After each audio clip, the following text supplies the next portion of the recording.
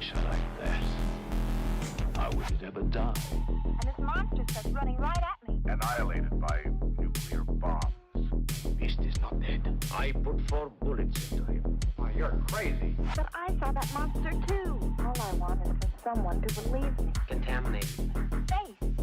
Horrible. Look like it would scare you to death. All right, let's get to work.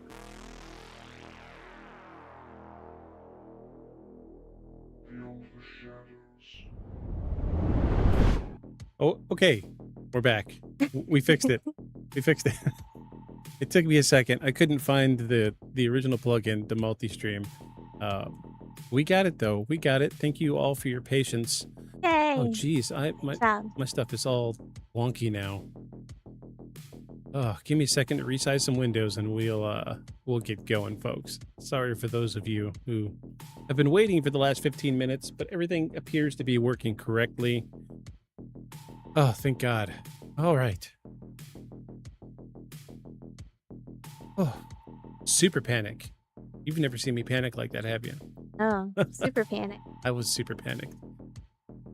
Oh my God. I told him you guys would wait because you guys are awesome, and you know that we just made a mistake, All right, and we love you. We'll talk about it here in just a second. Let's hit this intro like we usually do.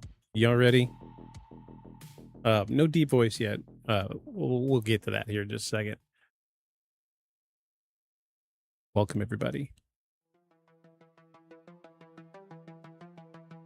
In the late 1980s, a quiet man from New England became the center of one of the most controversial possession cases ever investigated by Ed and Lorraine Warren.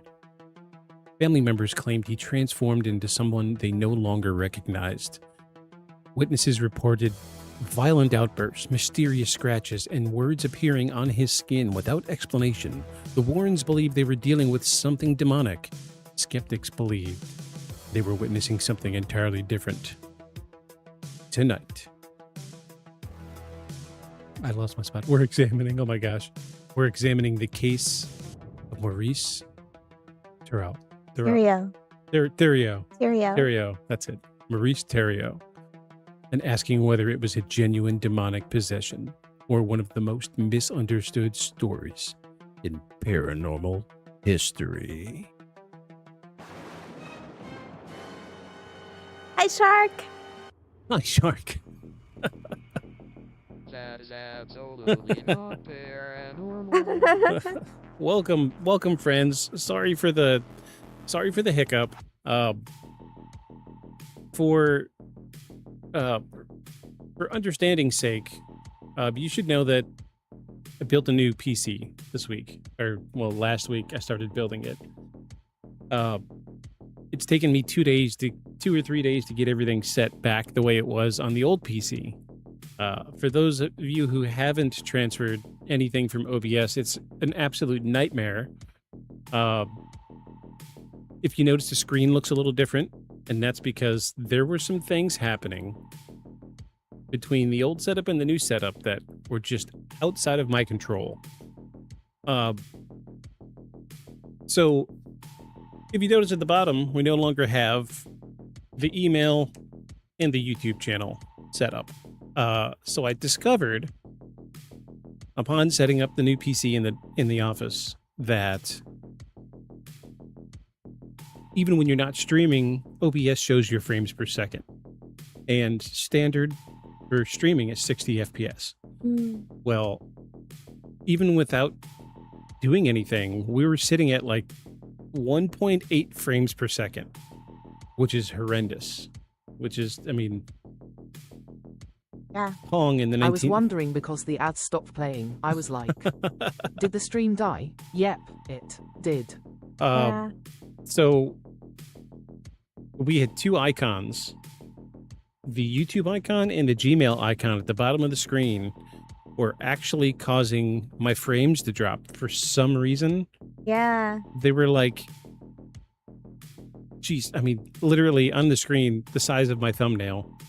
And it was just two PNG files that just screwed everything up. so I had to get rid of those. I haven't had time to put them back in, which is fine. We'll probably leave it the way it is now.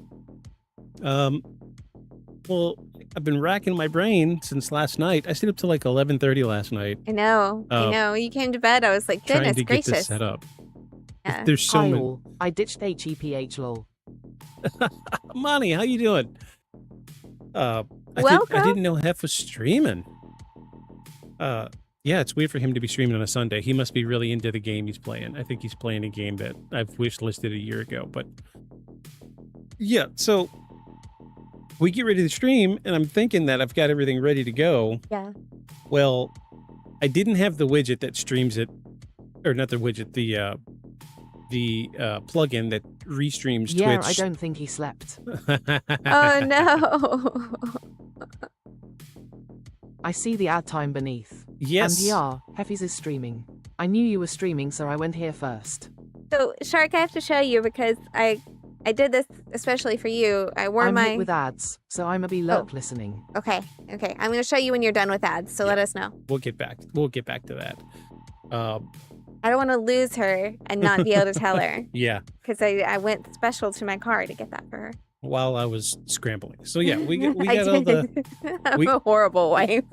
no, it's totally fine.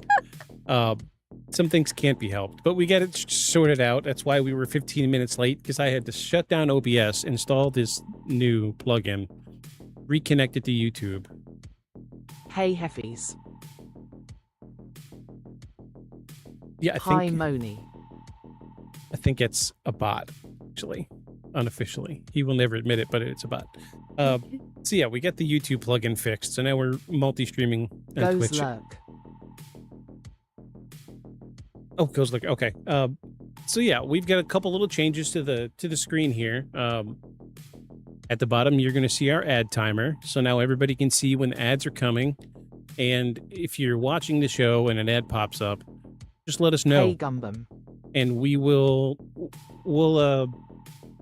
deviate a little bit until everybody gets back from ads, because I don't feel like everybody should have to pay to be a viewer or listener of the podcast, especially while it's live. But if you get hit with an ad, just let us know, and we'll sidebar until you get back. Ads. What ads? Appreciate that, Vic. Yeah. Okay, are you back from ads now?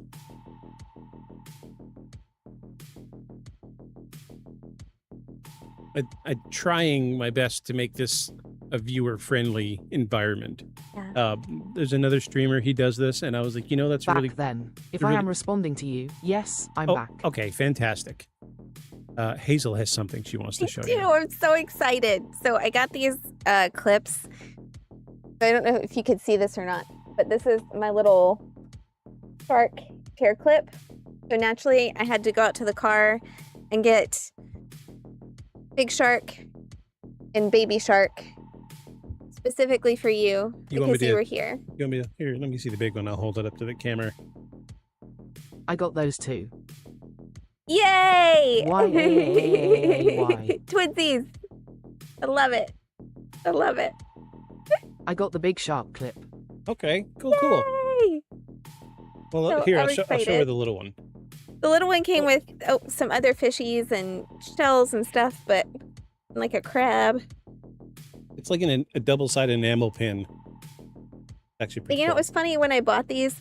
My mom was with me and she was like, because we live near the ocean, and I bought them not near the ocean when we were traveling. And she's like, oh, you're going to be like the talk of the town when you go back. No one has said one word about my awesome shark clip. And so I had to get excited tonight because I knew Shark would be like, Yeah. I'm glad we're running. I really am glad we're running. I was so stressed out. sorry, love. I'm glad Nightmare. we're running too. I'm sure there's other streamers out there that are like, yeah, I get it. But yeah, we did adjust some audio levels too. We Glad you're here. think we're glad you're here. We are glad you're here. If you don't know, you the best. You the best. Nice and clean. You can see all the colors. Yay! Jeez, I'm just waiting. I'm just waiting to see if we've got everything straight. I'm sure once we switch scenes for the first time, we'll have an upside down camera or something. Probably. That's okay. It'll be paranormal. It's been an absolute. It'll be the paranormal thing about the story tonight. It's been an absolute nightmare transferring from old computer to new computer. However, we are running at a higher frame rate now, at a higher resolution. So for those of you watching, we should be getting a little bit better quality image coming through now. And I don't think y'all noticed. I don't even think you noticed, but there was, with the old PC, you know, like when you plug in something in the USB, it goes kung kung, then you unplug it, it goes boodaloo. Something in that system was failing. And I was hearing that sound all the time. Plug in, plug, unplug, plug in, unplug. Oh. Blah, blah, blah, blah. I did not notice it before. I heard it all the time and it drove me crazy. Can't even count the pixels anymore. I know. Glad you're here, Monty. Yay! Glad you're here. Well, nuts. All right. It appears everybody's here. YouTube's running good. Everybody's here except Worlds. Worlds isn't here. It's so strange. They're usually here before we even start, and they make a point to tell us. But hey, we're humans. We have lives. We do. We all have lives. It's entirely okay. Yep. Except me and you. Except us. Except me when I'm scrambling to get a fucking plug-in to work. At least 50% awake. Okay, well. Hey, 50%. It's better than 4. Yeah. Absolutely. Yeah. Well, how about we tie into things to get everybody awake a little bit? Oh, excuse me. What a wonderful intro. Yeah, we're not going to have the deep voice thing for a little bit until I can figure out that plug-in. Yeah. I tried like 4 different ones last night and I was unable to get it working, and I'm hoping the phone is working correctly tonight. It's just been crazy getting this new PC set up. Anyway, any hoots and hollers. What a problem to have. I know, right? I'm just glad this thing's running good and everything's up to speed. I was so worried that we weren't going to have everything up and running by the time we needed to go live tonight, and we weren't. That's okay. You know, we've got good people. They didn't abandon you in your time of need like I did. You did not abandon me. You went to go get a hair clip. Did. All right, folks. Well, this week on the podcast, we're discussing Maurice Thériault, the Warrens' most disturbing possession case. Welcome, everybody. I am Victus. And I'm Hazel. Good morning, good evening, good night, wherever you are in the world. Welcome. This is Beyond the Shadows podcast. We are your personal, professional paranormal investigators, and this is the greatest paranormal podcast in the world, as long as you don't fact check it, where we record a live show, one take, no edits, and try to figure out if this week's case is truly paranormal or just bullshit. Hazel, how you doing this week? I'm good. I got to hang out with the TENS unit for the last hour before this episode started. I had that sucker turned all the way up. Feeling good now. How are you doing? Are you okay? Are you doing better now. Gonna make it? My stress level's coming down now that we're running appropriately. Yeah. I did goat yoga this morning. She did goat yoga. She did yoga with goats. She did not get climbed on like she wanted to. But... I know. And you know what's awful? Like, I mentioned it to the yoga instructor when I got there that I would love to have a goat climb on me. And so a couple of other people said it in the moment, and the instructor like picked up the 3-week-old baby goats and put them on top of the other people, and I was like, why didn't you put one on me? You know, but that's okay. Maybe next time. You'll get it. You'll get a goat on your back before too long. Hope so. Yeah. Bucket list item. Bucket list. Yeah, went from the bucket list to the bucket list pretty quick today, didn't it? Yeah. Yeah, it was like a last minute scheduling too, because I was like, do I really want to pay $30 to do this? Because that's like $30 is a ridiculous amount of money to go do something like this, but I never do anything like that. So you pay for happiness. It brought you happiness. It did. It did. That's what matters. Trying to think of a goat pun. Buta coffee has not kicked in yet. Okay. When you do, let us know. Yeah, we'll take a goat pun anytime.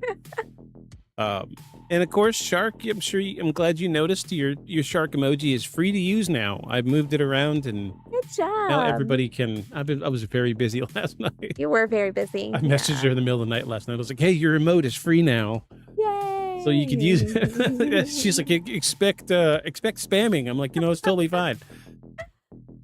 I'm glad somebody's getting. I know LMAO. I'm glad you're getting some enjoyment out of it. So much work involved. Yes, look at all those sharks. Yay. So for those of you not watching on Twitch or YouTube and listening to this at a later date, you should really switch over and look at the video format of this. Every time there's an emote dropped in chat, it splashes all over the screen. So Yeah. this is what you're missing when you don't watch the show live. That's true. That's true. I don't think Loving the details on that OMG. Yeah, it's a crazy shark. It's got like I think it's got like more than the normally allotted number of eyes. Oh, that's cool. I didn't notice that before. Yeah, it's got 2 eyes on one side. Oh, okay. So There you it's like go. a paranormal shark. Yeah. Nice. Fantastic. Well, we've come to everybody's favorite portion of the podcast. This week's News and Paranormal. Are you ready to jump into this? Ready. Get moving. Do it. Let's make sure these buttons all work. It me. It's you. Indeed, indeed. Here we go. This is this week's News in Paranormal. I have no intro this week. Oh, we got to kill some music here. Yeah, the overlap is horrible. So first up, we have the Pentagon releases another batch of UFO files. The U.S. government has released more than 50 additional documents related to the unidentified aerial phenomena. The file includes reports of glowing orbs over American cities, military sightings, and strange disc-shaped objects reported over Zimbabwe.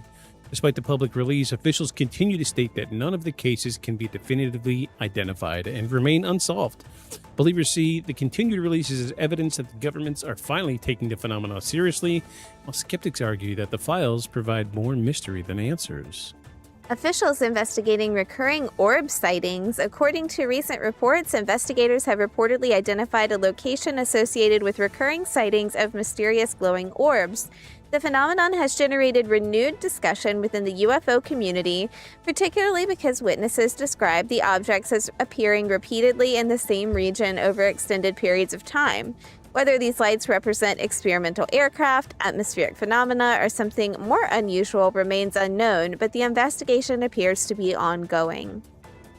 And news pressure to release Brazil's... I don't know if I want to say this word. It sounds an awful lot like lady parts. Maybe just UFO records. Sounds good. The town that starts with the letter V, UFO records. Interest in the famous... Incident? So now I'm... Vagina. Varginha? Be my guess. Interest in the famous V-Town incident has surged... Virginia. There you go. Virginia, yes. Yeah. Interest in the famous Virginia incident has surged again as researchers advocates push for additional government records to be released. The 1996 case remains one of the most famous UFO stories in South America, involving claims that witnesses encountered a strange creature after an alleged crash event. 30 years later, investigators are still debating what happened, and many believe important documents have yet to be made public. Area 51 mystery aircraft sparks speculation. Reports of mysterious aircraft operating near Area 51 have once again fueled speculation online. Have you seen Moment of Contact? Have you Maybe. seen Moment of Contact? Maybe. He's going to look it up. I'm going to gonna finish look this one while he looks that up.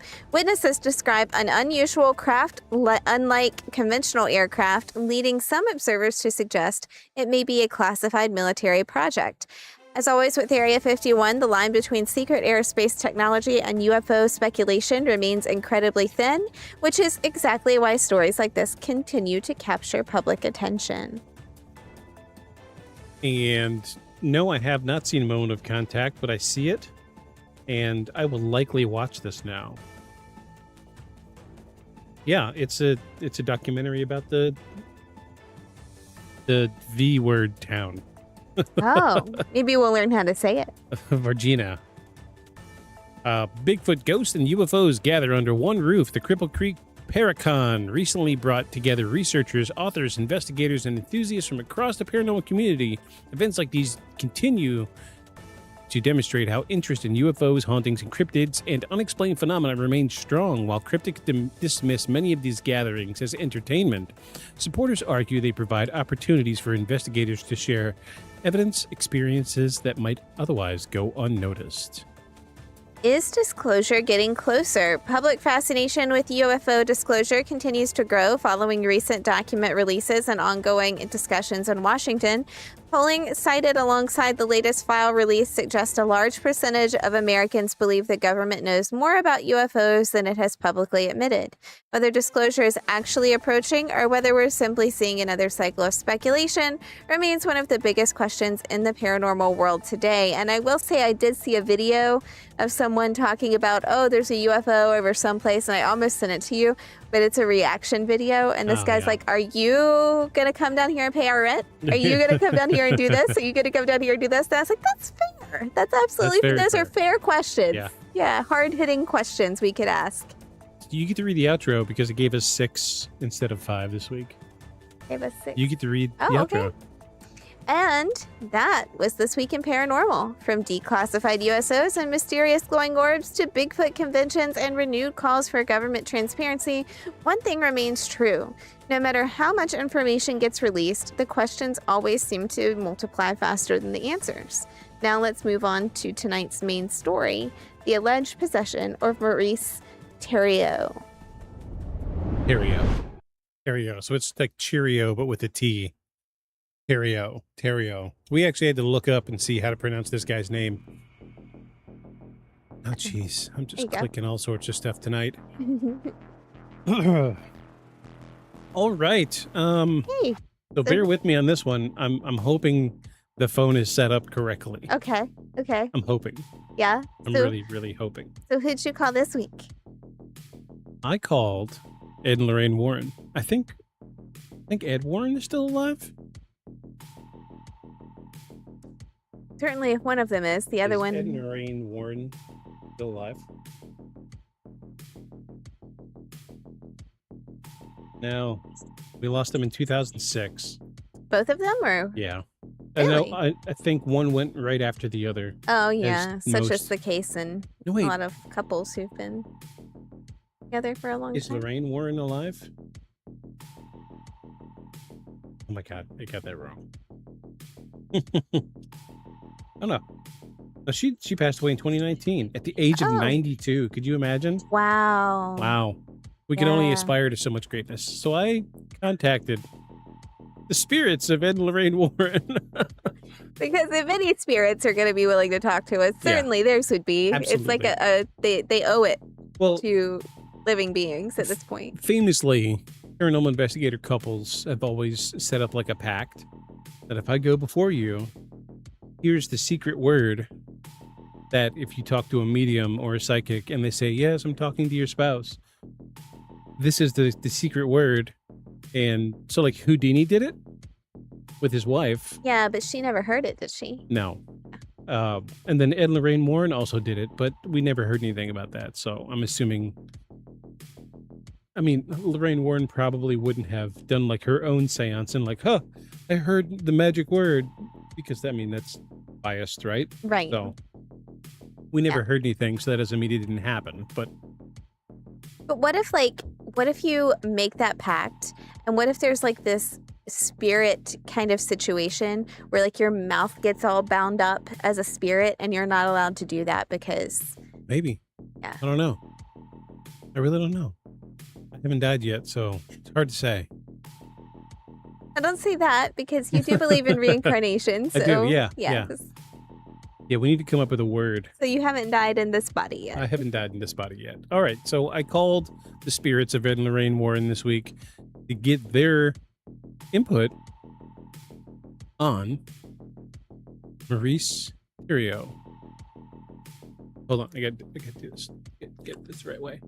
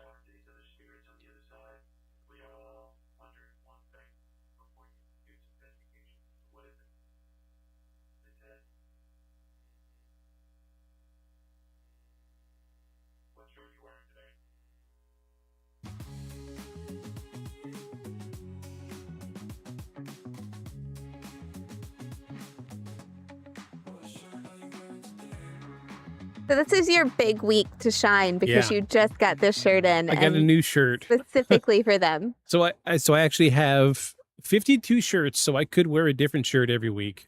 However, I'm always in the market for a new shirt. Always in the market. I have this new shirt tonight, and y'all going to learn something about me that a lot of people don't know. I collect stamps, and I have since I was a young child. 1991, I collected my first stamps. It was the American Folk Heroes series. My mom still has them. I told her to keep them, put them up, because probably won't, but maybe one day they'll be worth some money.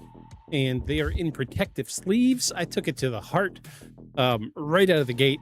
So I saw this shirt, and I immediately knew that it was the shirt for me. So check this out. It's got all of the major cryptids as stamps. So we have Mothman, Bigfoot, the Loveland Frogman, which is one that I really like to talk about, Fresno Nightcrawler, Chupacabra, Loch Ness Monster, Yeti, Flatwoods Monster, and the Jersey Devil, but reimagined as postage stamps. So this That's was pretty kind of right Yeah. up my alley, Yeah. and I didn't hesitate. It was a little more expensive than the last couple that I bought, but Yeah. I will wear the hell out of this shirt. Yeah. I love this shirt. I do. I have an amazing collection of stamps. My favorite stamp is, That do be a cool shirt. thank you kindly. My favorite, so I have two favorite stamps. So I have one stamp, it's in a protective sleeve and it's put up in my legal documents, but it's actually a stamp that was on an envelope that was sent by Abraham Lincoln. Oh, cool. That's probably my most valuable stamp at like $30, but I also have famously the inverted Jenny. I'm getting ready to nerd out here. Here we go. The inverted Jenny is the most rare stamp in the world. It was a misprint of the Jenny airplane, where the plane. Do you know about the inverted Jenny? Yeah. Okay, so it's supposed to be a biplane, like the similar to the ones that the Wright brothers flew, but with an engine on it. The plane was called a Jenny, and they misprinted 150 stamps where the plane was upside down. Oh my gosh. So, as to the date, like, let's find out. What is the cost of an original inverted Jenny stamp?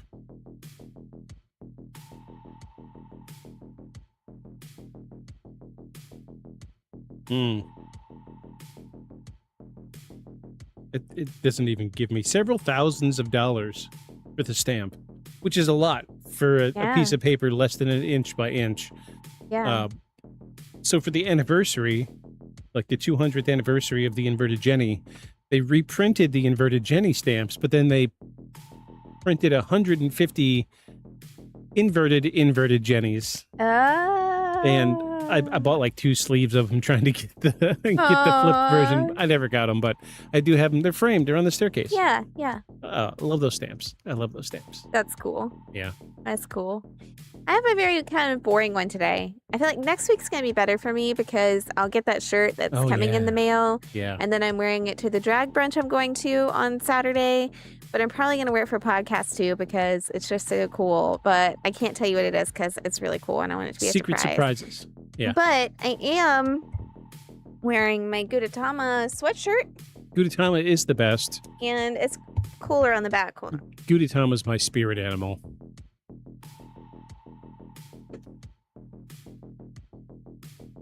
Oh, yep.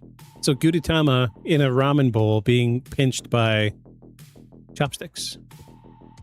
We love us some Gudetama in this household. I think I have some Gudetama over there. I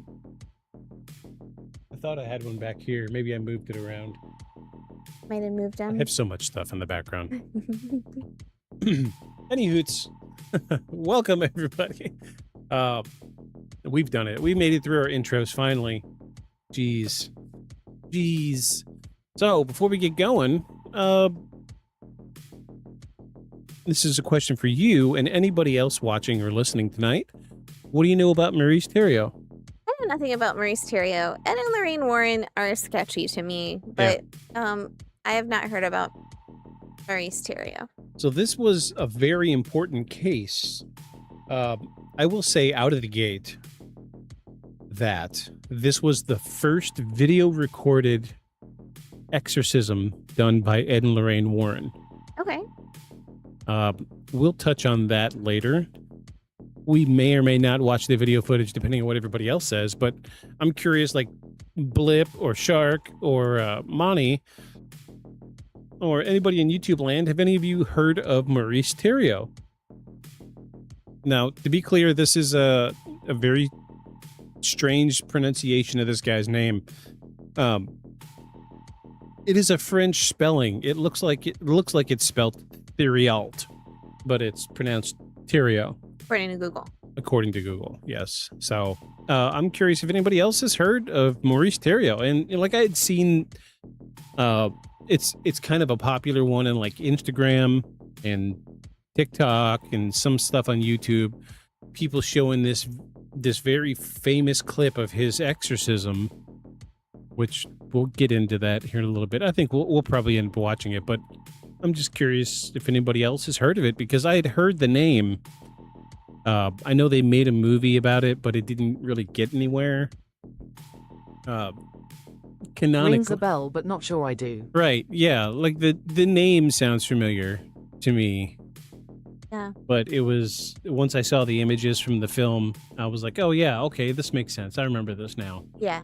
They did make a movie, but it was overcast by Insidious. So in the Insidious series... Oh, that came out at the same time? That was also Ed and Lorraine Warren movie.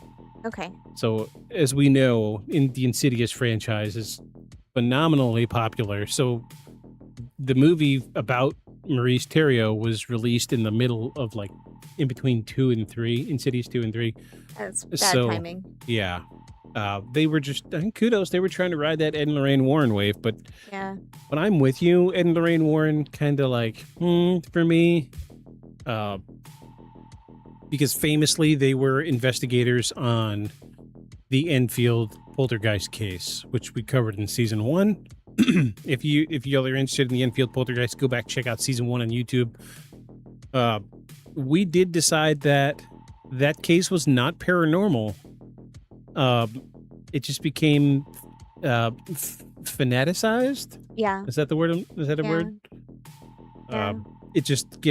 It got popularized because Ed and Lorraine Warren were involved. So because at the time it was the 70s, and Ed and Lorraine Warren were at their peak. Right. Right. And the Enfield poltergeist case was the case that put Ed and Lorraine Warren on the map. Right. Their case immediately after that was the one that inspired the movie Insidious. Okay. Which famously became, their most popular investigation that they did. Right. But I do have a little bit of background with it. Not like a deep dive. I did my best to just copy and paste chunks of data tonight because I want to be as impartial to this investigation as possible. Okay. I didn't read a whole lot of what we're going to talk about tonight, but I will say we did shorten the script out a little bit. Okay. So we were running at somewhere between 900 and 1,000 words per act. Now we're down to 750. Okay. Because I want us to be a little more, I want to do a little more banter than just reading. Well, which is, I think, is important. We're going to do Act 1, and then I have to step away because I have to go take my medicine. Okay. And then come back. All right. Well, I'll come back. We'll tie into Act 1. I might just keep you guys occupied while she's doing her medications. Yep. Stories of being old. Are y'all ready to get into this? Yes. Definitely. You sure? You sure you're ready? Ready. Because a lot of people, I've noticed that a lot of YouTubers will put a disclaimer at the beginning of their investigation for this case because apparently this is very violent. Oh. There are some things that a lot of people will find unsettling. So if you're easily triggered by things that could happen in a possession/exorcism setting, this might not be the episode for you, because we are literally looking at an exorcism tonight. Which Probably some things that, would be inappropriate for. Yeah.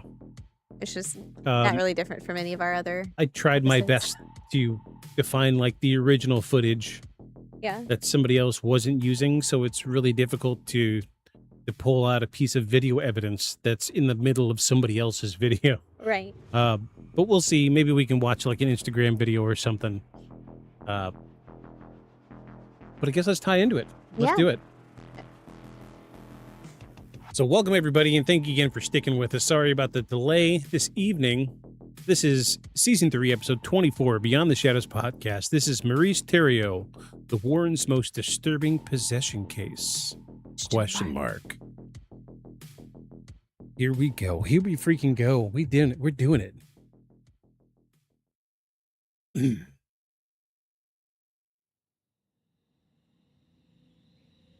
This is Act 1, everybody. Act 1.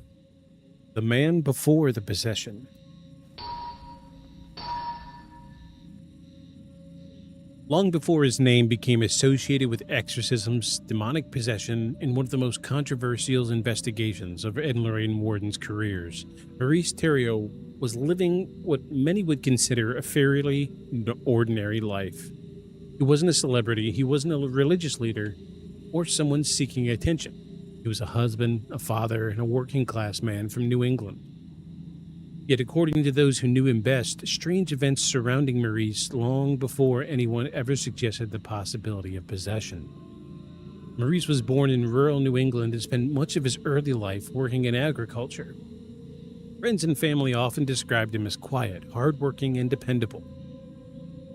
He enjoyed hunting, farming, and spending time outdoors, but by most accounts, he fit the image of a traditional New England laborer. There was little in his background that would suggest he would one day become the focus of national attention within paranormal circles. But behind that ordinary exterior, Maurice's childhood was reportedly marked by hardship. According to later accounts provided by family members and investigators, he grew up in an abusive household. Stories describe a father who ruled through fear and punishment. Whether every detail is accurate is difficult to verify today, but numerous versions of the story share a common theme. Maurice experienced significant trauma at an early age. Psychologists have long noted that severe childhood trauma can leave lasting effects that persist well into adulthood. At the time, however, those ideas were not as widely discussed as they are today. Strange behavior was often interpreted through religious or supernatural lenses, especially in deeply religious communities. Looking back, some researchers have suggested that Maurice's early experiences may have played a significant role in the events that followed, which we'll touch on that. And as Maurice grew older, family members began reporting episodes that seemed difficult to explain. There were periods where he appeared distant or disconnected from those around him. Some accounts describe sudden mood changes that seemed to emerge without warning. At times he could be calm and friendly, and at other times he allegedly became angry or aggressive over minor issues. While mood swings alone are hardly evidence of anything paranormal, they would later become important pieces of the possession narrative. More troubling were reports that Maurice occasionally seemed unable to remember things he had done. Family members claimed there were moments when he would deny actions that others had witnessed firsthand. Sometimes he appeared genuinely confused when confronted about incidents that had occurred only hours earlier. These episodes would later be described by believers as signs of another force was influencing him, though skeptics would point to more controversial psychological explanations. And as the years passed, stories of unusual occurrences continued to accumulate.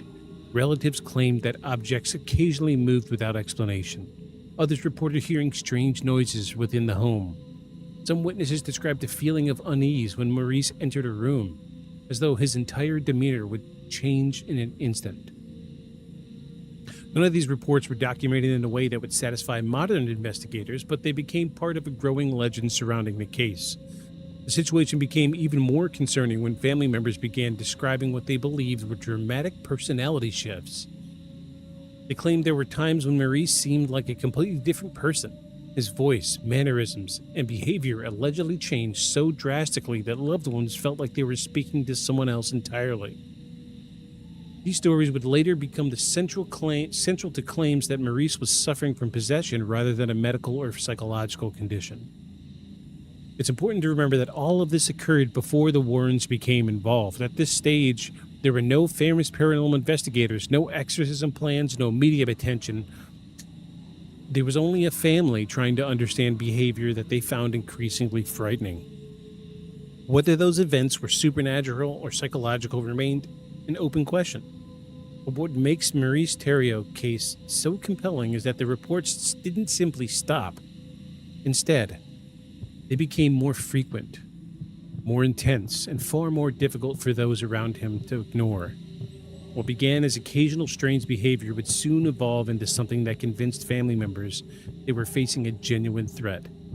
And according to those witnesses, the worst was still to come.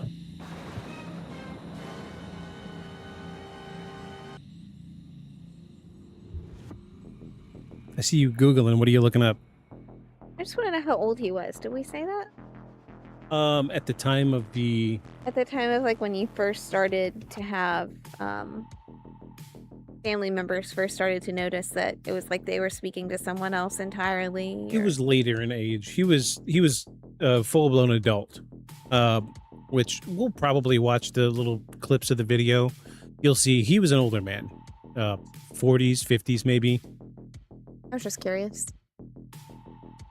I feel like that length is good. Yeah, that's a good length. Yeah, it's not too...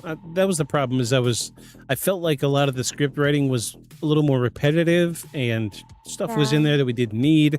Very prosy. Yeah, I didn't care for that, and I think shortening it was the right move. It seems like this was a good length. Yeah. You don't really know how it's going to work until you read it out loud, so... Cool. That worked out good. Yeah. What do you think so far? Well, I mean, it's definitely, he definitely had something going on. I'm not sure that it was possession, but he definitely had something going on. Okay. So I said I was going to touch on something.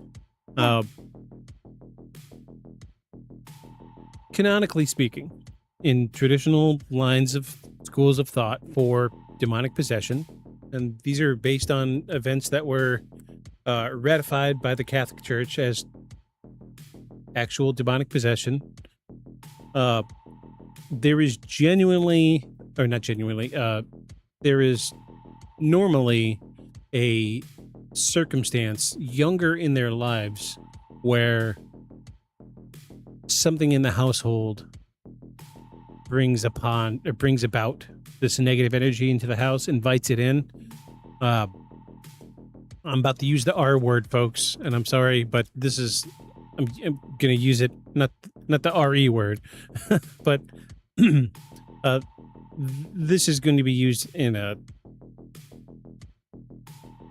I say scientific as I can be as a paranormal investigator, but I don't know what word you're going to use, but is there another word that you could use in place of whatever word you're going to use? Because I'm a little scared. So there's a great number of investigations that were done, 70s and 80s, where younger women were raped by their fathers. Okay, that word. Okay. The Catholic Church says, yes, we're looking at demonic possession. Can't think of the girl's name off the top of my head, but it was the inspiration for the movie The Exorcism of Emily Rose. Oh, yeah. We watched something about her one time. Like, the actual case. I can't remember her name. So, the case before hers... Annalisa Mitchell. There we go. Yes. There you go. Yes. Yeah, we actually covered her in season 1 or season 2. I forget. There was some suggestions that the father was doing something untoward towards her, and that's what invited the negative spirits in. Canonically speaking, there's some great traumatic event younger in somebody's life that opens them up to evil, and the evil lets them in. And it's generally something along those lines. So interesting. In the case of Maurice Thériault, I think we are kind of setting ourselves up for a legitimate case of demonic possession because he did American have... Haunting, I think it's called, does the same. Right. Yeah, there was this. I think there was something at the very beginning of the movie. But there's some trauma early in life Right. that lets this evil in, and something happens psychologically where, traditionally speaking, evil spirits are going to, especially demonic spirits, are going to prey on people who are less psychologically sound. It's an easy in. They're already fractured as a person. They're I don't know if their minds or their souls are just especially susceptible, but this is a common thread that we see. Right. Almost every single major demonic possession case has this as a foreword. Gotcha. And this is another reason why we said the Enfield poltergeist wasn't demonic possession, because there was nothing like this in that household. Yeah. There was a mother with two girls, but the father wasn't there. He had left early on, and the mother was actually very caring, which we decided at the end of the Enfield poltergeist case that it was just the two girls playing around. But there wasn't, the setup wasn't there. So we weren't seeing anything that said, oh, well, there's some psychological abuse here that could let something in. Yeah. I don't know how much experience you have with the theories behind demonic possession. Not a lot. No. So, I mean, I would love to have Paul here. Yeah. He would know. Yeah, he would definitely know. You want to banter for just a moment while I run take my medicine? I'll be right back. Yeah, we can banter just fine. Banter, witty banter. I'm saying words to keep you entertained. I guess this seems like a good enough time as any. For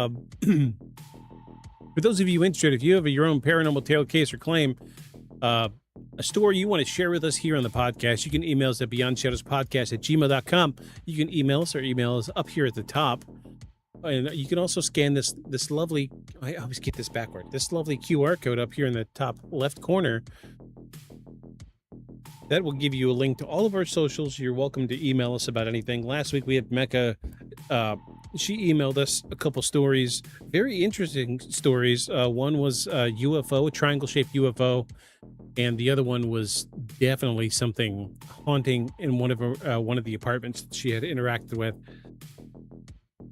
I did feel bad because I didn't actually at the end of it say, oh, this is something really paranormal.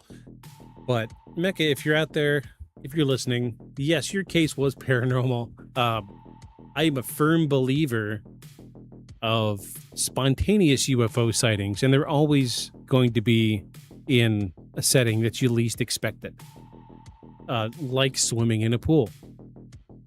I had one probably about a year and a half ago where I caught a glimpse of something in the reflection of the back window of my car while I was taking the dog outside to use the bathroom. And it rattled me enough that I took pictures, and we talked about it a little bit on the podcast, but I still don't know what the hell it was. But we live very close to a military base, and I feel like if it were something military, as fast as this thing was moving, we surely should have got a sonic boom or something, but we didn't hear a sound here. But I saw it. I clearly saw it, and it was a very large triangular-shaped craft. I have no clue what it was, but again, if anybody out there listening has their own paranormal stories, we'd love to hear them. Let us know. We'll read out your email on the show, and we'll talk about it. Oh, geez. I'm hoping everything sounds good tonight. I did increase the volume of speech chat, so if speech chat seems like it's a little loud tonight, just let me know. The sound effects have also been turned up, so if those seem louder than normal, or if they seem too loud, let me know. I did my least favorite thing. Sounds all good to me. Okay, fantastic. I did my least favorite thing, and that was listening to a podcast. There's a reason we do one take, no edits. It's because I hate editing. I hate the sound of my voice. but I do follow my own podcast on Spotify. So when new episodes come through, if my hands are busy at work, I'm gonna listen to whatever's playing. Oh, Basil based Bob.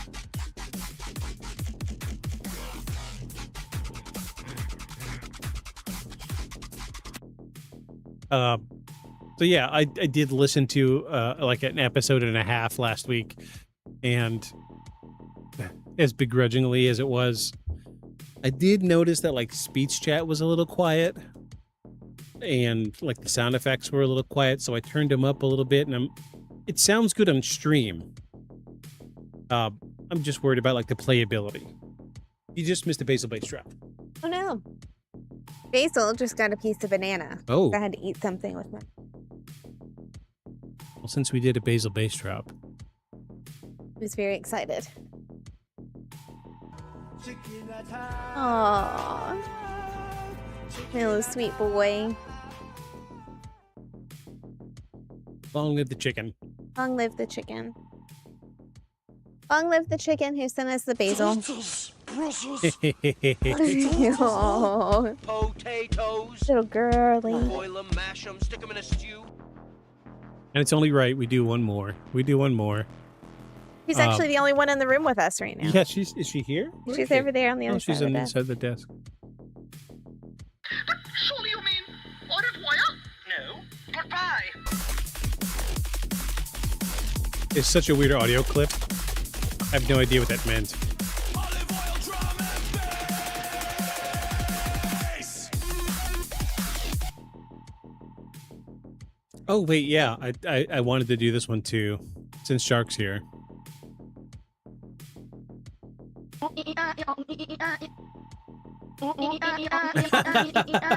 They overlapped. Yeah, I knew it was coming. I knew it was. Lol, I just did it. Yeah, so I found out last week that you can like multiple redemptions at the same time. Oh, okay. They get random positioning on the screen, so we could potentially get like 5 of them on screen if everybody popped it at the same time. Please, everybody, do not pop the at the same time. I say that. That's probably going to happen now. Yeah. It's probably going to happen now. If it does, I'm going to do it. I'm ready. You're ready? I'm poised over the button. Are you ready for me to do Act 2 since you I re- came back finally? Are you ready to do Act 2? I'm ready. Sorry it took me so long. Hey, I think we're clear of the dancing cat. I think we're clear. All right, then. Girl, what do you want? Do you want nighttime sound effects or the sound that Poke Your Eyes Out Radio made for us? Let's do Poke Your Eyes Out.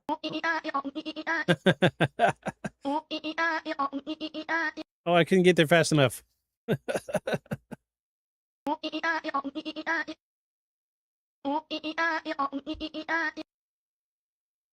Fun times.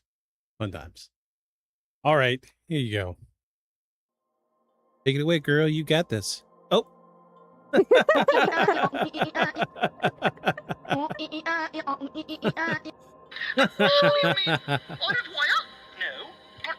Oh no.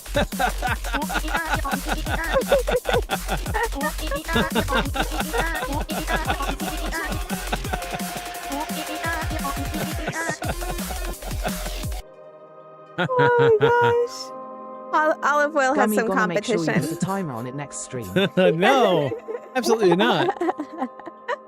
Yeah, it's fun. I love it. This was Yes. short. What does it matter, right? It's true. I'm It's just true. glad that people are here and people are using it and we're having fun. We're having a good time. That's all that matters. It's like at goat yoga this morning. I mean, there was no like getting into it and like turning inward, which was the whole point of the practice at the beginning. She's, oh, we're going to turn inward. I'm like, I'm not turning inward. I I'm watching feel it. these goats. Like I'm laughing and having a good time. And every time somebody would have a goat on their back, I'd be laughing. I mean, the whole point is to laugh, to bring joy, to have fun. So, Yeah. okay. On to a less joyous subject. Act 2, something changes. By the time Maurice Thériault reached middle age, okay, so now I know, the strange incidents that had once seemed isolated were becoming increasingly difficult for his family to dismiss. What had started as an occasional mood swing became unexplained behavior that was now developing into a pattern. Those closest to Maurice began describing a man who had seemed perfectly normal one moment and completely different the next. According to family members, one of the most disturbing aspects of the case was Maurice's apparent loss of memory. After certain episodes, he reportedly had little or no recollection of what had occurred. Relatives claimed they would confront him about arguments, threats, or unusual behavior only to be met with genuine confusion. Maurice allegedly insisted he had no memory of the incidents whatsoever. At first, these episodes were written off as stress or exhaustion. Maurice worked hard and carried the responsibility of supporting a family. It wasn't difficult to imagine that fatigue could contribute to forgetfulness. But as the incidents became more severe, that explanation seemed less convincing to those witnessing them. Family members began reporting sudden changes in Maurice's personality. During these episodes, they claimed he became aggressive, hostile, and sometimes frightening. The quiet, reserved man they knew would allegedly disappear and be replaced by someone they barely recognized. Witnesses later described his facial expressions as different, his voice as harsher, and his overall demeanor as deeply unsettling. Some accounts even claim Maurice displayed knowledge he should not have possessed. Family members alleged he occasionally spoke about private matters he had no obvious way of knowing. Others claimed he appeared capable of describing events that had occurred elsewhere. These stories were difficult to verify and remain among the most controversial elements of the case, but they contribute heavily to the growing belief that something paranormal might be occurring. As fear spread through the household, reports of physical manifestations began to emerge. According to later accounts, scratches would appear on Maurice's body without explanation. Witnesses claimed marks sometimes surfaced while people were actively observing him. These injuries became one of the pieces of evidence most frequently cited by those who believed he was possessed. Then came the reports that would eventually attract national attention. Oh, hi, worlds. Sorry. Family members claimed words and symbols occasionally appeared on Maurice's skin. In some stories, faint markings would slowly become visible before witnesses' eyes. Other accounts described messages emerging on his chest, arms, or back. The most famous photographs associated with the case appeared to show writing on Maurice's body, though skeptics have argued that the images prove little without controlled observation. Regardless of their origin, the markings terrified those around him. For believers, they seemed impossible to explain through conventional means. For skeptics, they raised questions about suggestion, self-inflicted injuries, or the possibility of embellishment. Even today, the photographs remain one of the most debated pieces of evidence connected to the case. The atmosphere inside the home grew reportedly increasingly tense. Family members described feeling as though they were constantly waiting for the next incident. Ordinary conversations could turn suddenly into frightening confrontations. Some witnesses claimed Maurice occasionally displayed unusual strengths during episodes of rage, though accounts vary significantly depending on the source. At the same time, Maurice himself appeared to be suffering. Even those who believed he was possessed often described him as the victim rather than a willing participant. Between episodes, he reportedly expressed confusion and frustration over what was happening. He was aware that his family was frightened, yet he seemed unable to explain the events himself. As word of the strange occurrences spread, local clergy became involved. The family sought guidance from religious authorities, hoping they might find answers where medicine and common explanations seemed to be failing. Several individuals reported witnessing Maurice's behavior firsthand and left convinced that something unusual was occurring. Whether these witnesses observed a supernatural phenomenon, a severe psychological condition, or a combination of factors remains a matter of debate. What is clear is that concern was growing rapidly. The family no longer believed they could handle the situation on their own. Eventually, the stories surrounding Maurice Thériault reached two people who had built their reputations investigating exactly these kind of claims, Ed and Lorraine Warren. I'm going to use the word reputation loosely. And once the Warrens entered the picture, the case would become one of the most famous possessions of investigating of their careers.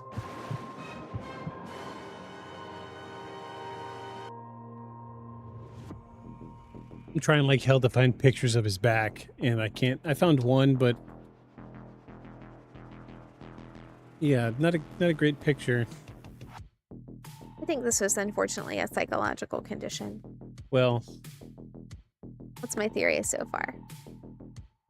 where'd it go? I was going to show you. It was like blood dripping, but you could see it through his shirt. I lost it.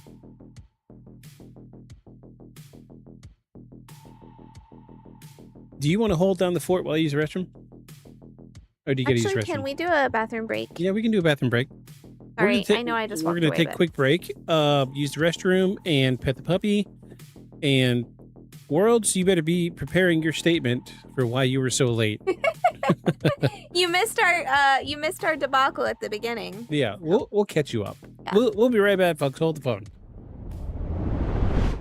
A traditional, illustration or depiction of an alien abduction, and there's always some type of craft. A beam of light comes down.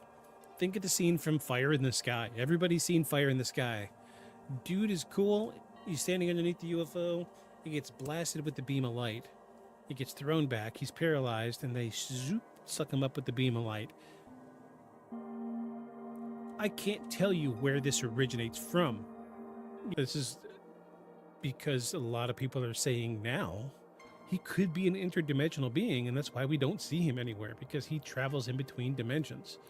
And this kind of lends credence to the idea that the woods do hold some type of spiritual power, some type of energy that can't be explained. Shark, you do have a point. He's not being hypnotized. I get it. See.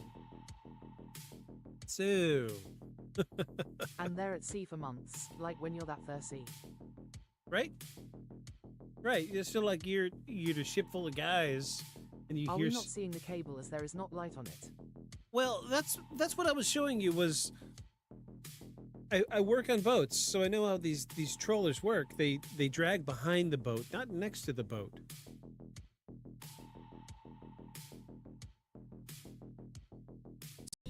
Marcel would later say that once he saw the extent of the field, it was immediately clear that this wasn't conventional wreckage.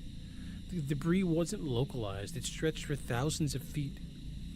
Marcel described it as if something had exploded silently in the sky, distributing fragments over a wide area. People picture a mermaid, but the oldest version isn't about seduction or beauty. It's about altered judgment. Yes, this. It's about altered judgment. It's about the thin line between curiosity and compulsion. And that line appears more often near water. Poking his head through the window. Yeah. Fucking nightmare fuel. Absolutely nightmare fuel. So strange that we're seeing a boat. Hello, friends. We've returned. Worlds, what are you doing? What are you doing?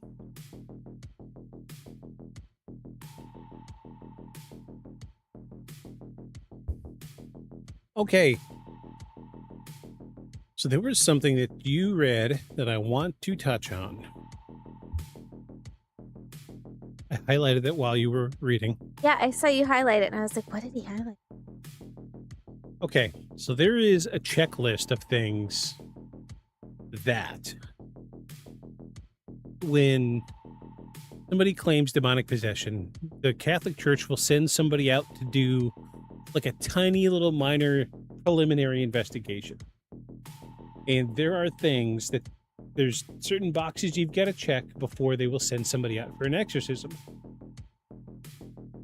And one of the biggest things is knowledge of the unknown, which you read. Quote, some accounts even claim that Maurice displayed knowledge he should not have possessed. Family members allege that he occasionally spoke about private matters he had no obvious way of knowing.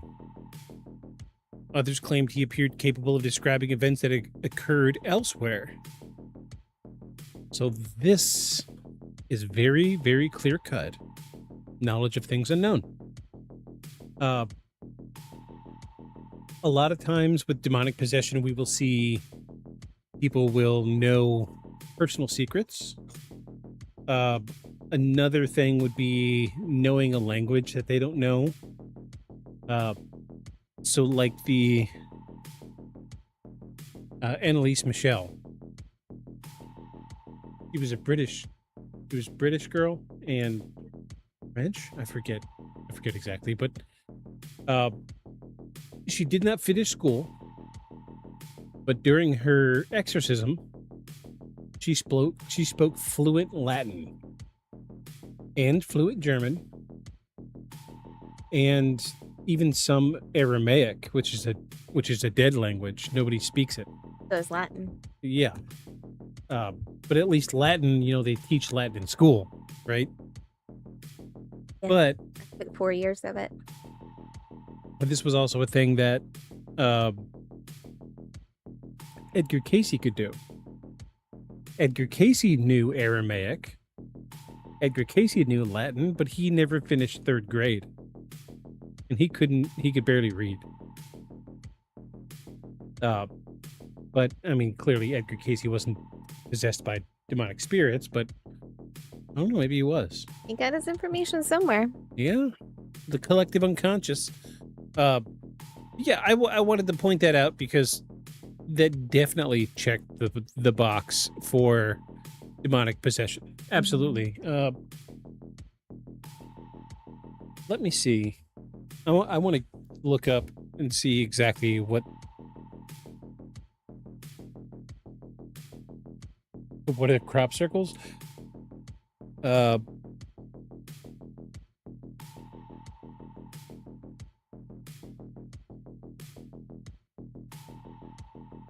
in traditional Catholic theology, the official rite of exorcism, 3 primary recognized signs of authentic demonic possession are superhuman strength, speaking unknown languages, and vehement aversion to the sacred. Okay, so speaking unknown languages does also kind of fall in that category of knowing the unknown. Right. And then it does say it under there, they also look for clairvoyance, the knowledge of hidden, distant, or impossible to know facts. Right. Yeah. And a lot of times, especially in investigations like the possession of Annalise Michel, while she was in her exorcism state, for the lack of a better word, she actually pulled out private things from the Catholic priest's life that he had told nobody about. If you're interested, go back on YouTube and check out that episode because we had actual audio from the exorcism, and it is the type of shit that makes your hair on your neck stand up. It was wild. Like fluently switching between German and Latin and Aramaic, and like saying slurs to the priest in Aramaic while he's reading the rites of exorcism.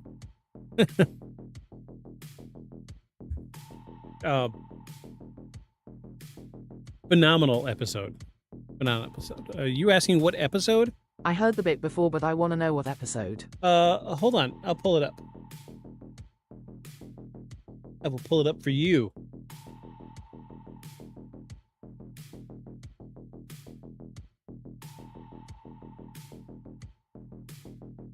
I'm pretty sure it was season 2. It was a wild sound file. I don't want to go to the videos. I want to look at the playlist.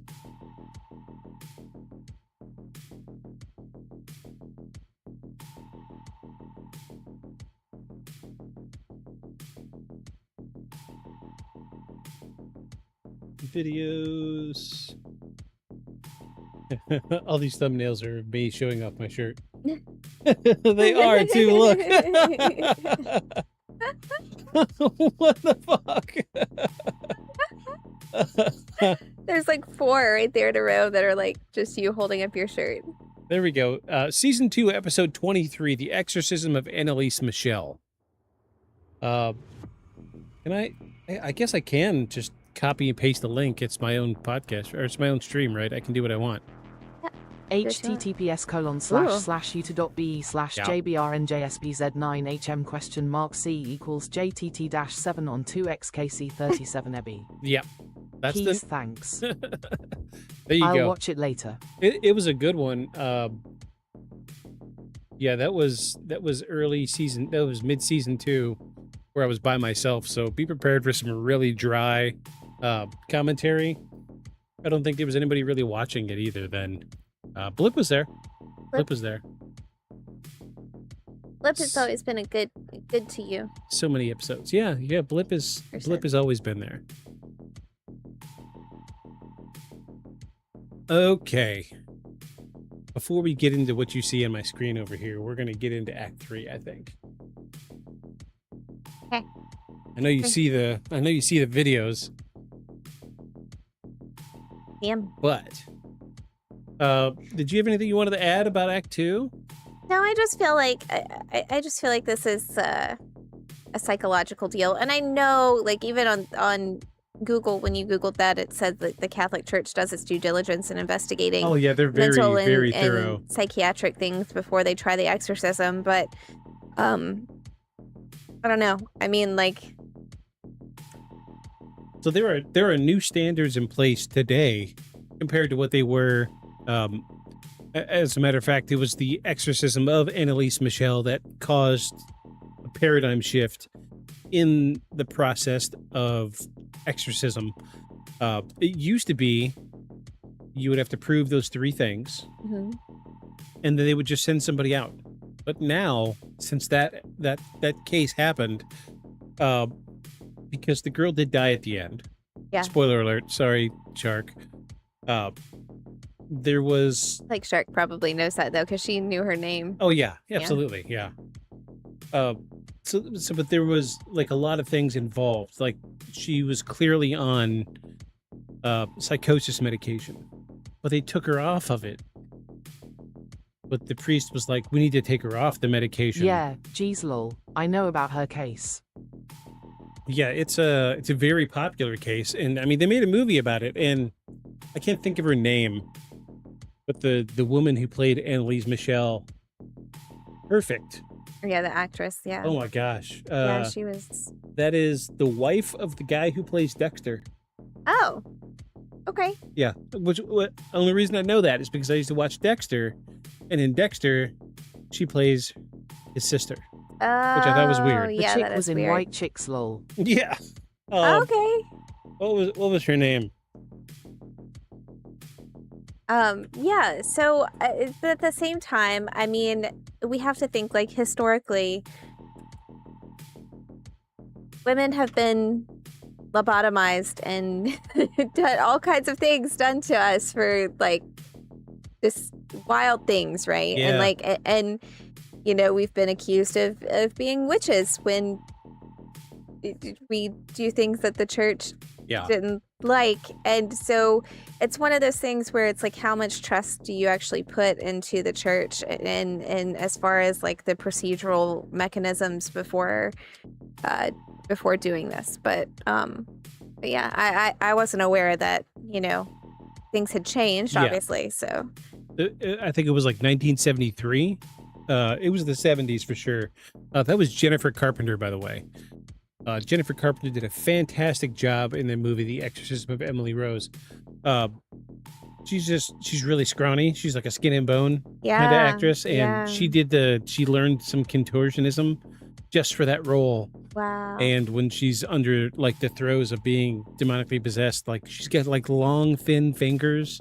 Wow. And so it looks especially creepy. I remember seeing that in theaters. What year did that come out? 2005. Yeah, I remember going to see that in theaters because I was a teenager, and I remember like that being one of the first horror movies that I went to see in theater. Yeah. And it was good. She did a fantastic job. She's a great actress. Yeah. And this is back when people actually went to go see movies in Yeah. theaters. You know, like this was a thing on the weekends or after school, and there was a theater you could walk to. Yep. But I had to go see that one with my mom because I wasn't 18 yet. Yeah, because it was crazy.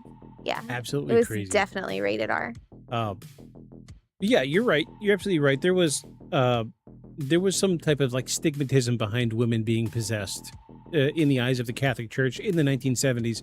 But once the case of Annalise Michel came through and ultimately she died, somebody had to be held responsible.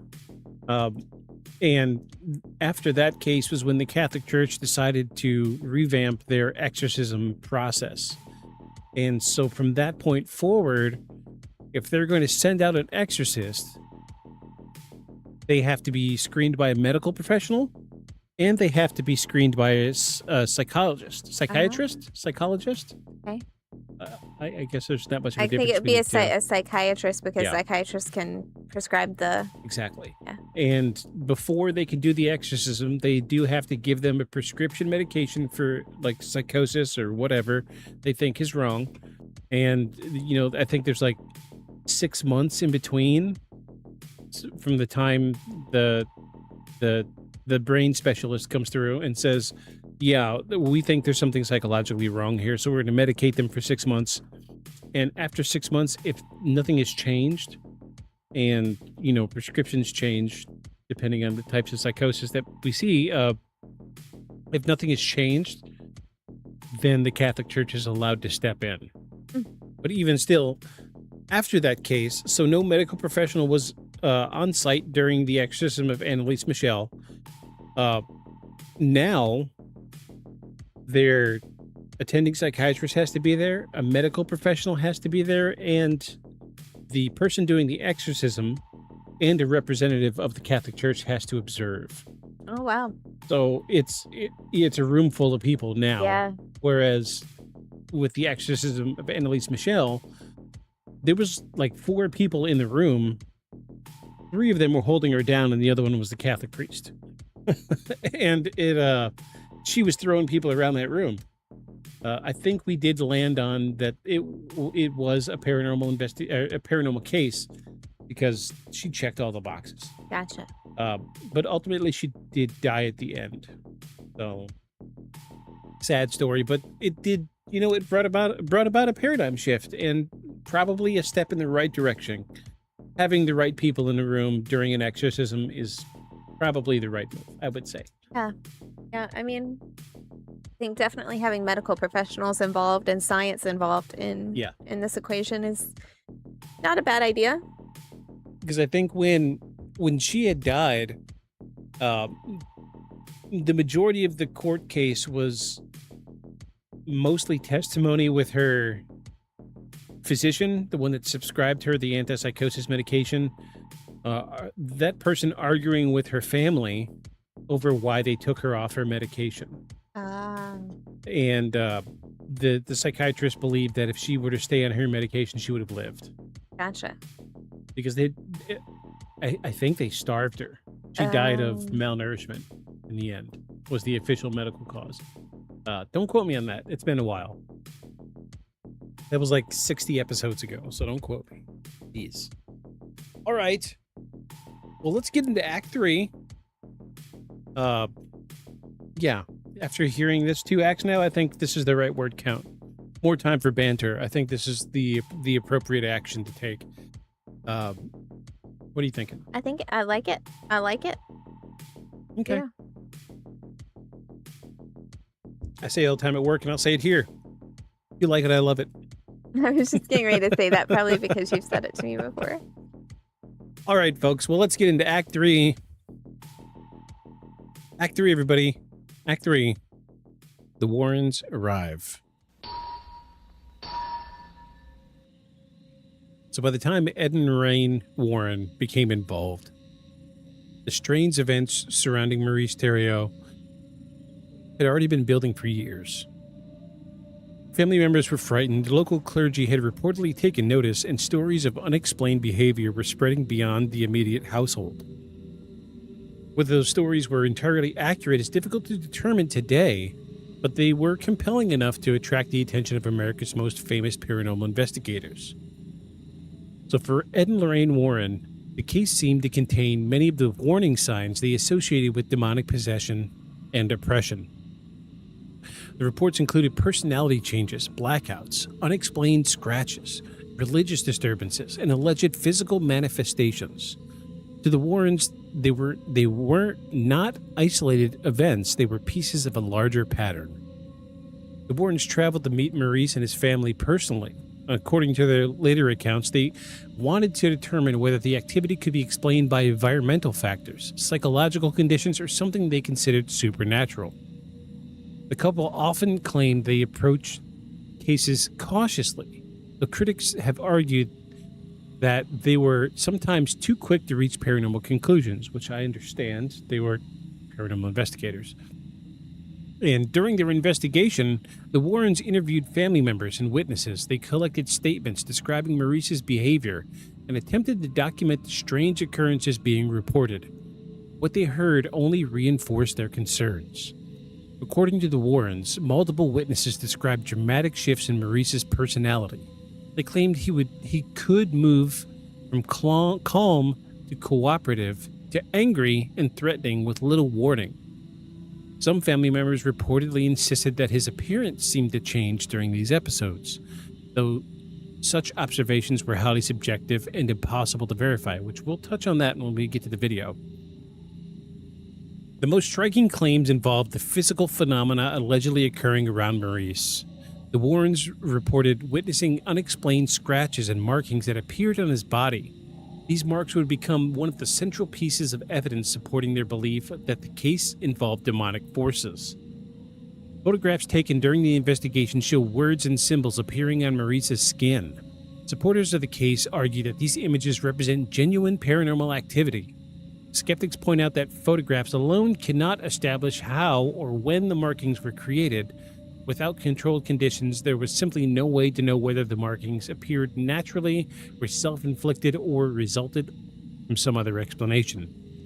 Even so, the images became some of the most famous photographs associated with any Warren investigation. They were featured in lectures, books, and discussions about possession for years afterwards, which I actually had a really hard time finding the pictures. I wasn't able to find any. I saw one last night, but it was like a picture of his back, and I didn't see any markings. So I moved on.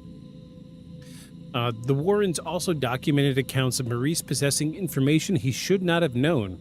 Witnesses claimed he occasionally revealed personal details about strangers or discussed events that had occurred elsewhere. Stories like these are common in possession narratives, but they are notoriously difficult to investigate because they often rely on witness recollections rather than documented evidence. Mecca's here, everybody. Pop that confetti. Hi, Mecca. Welcome back.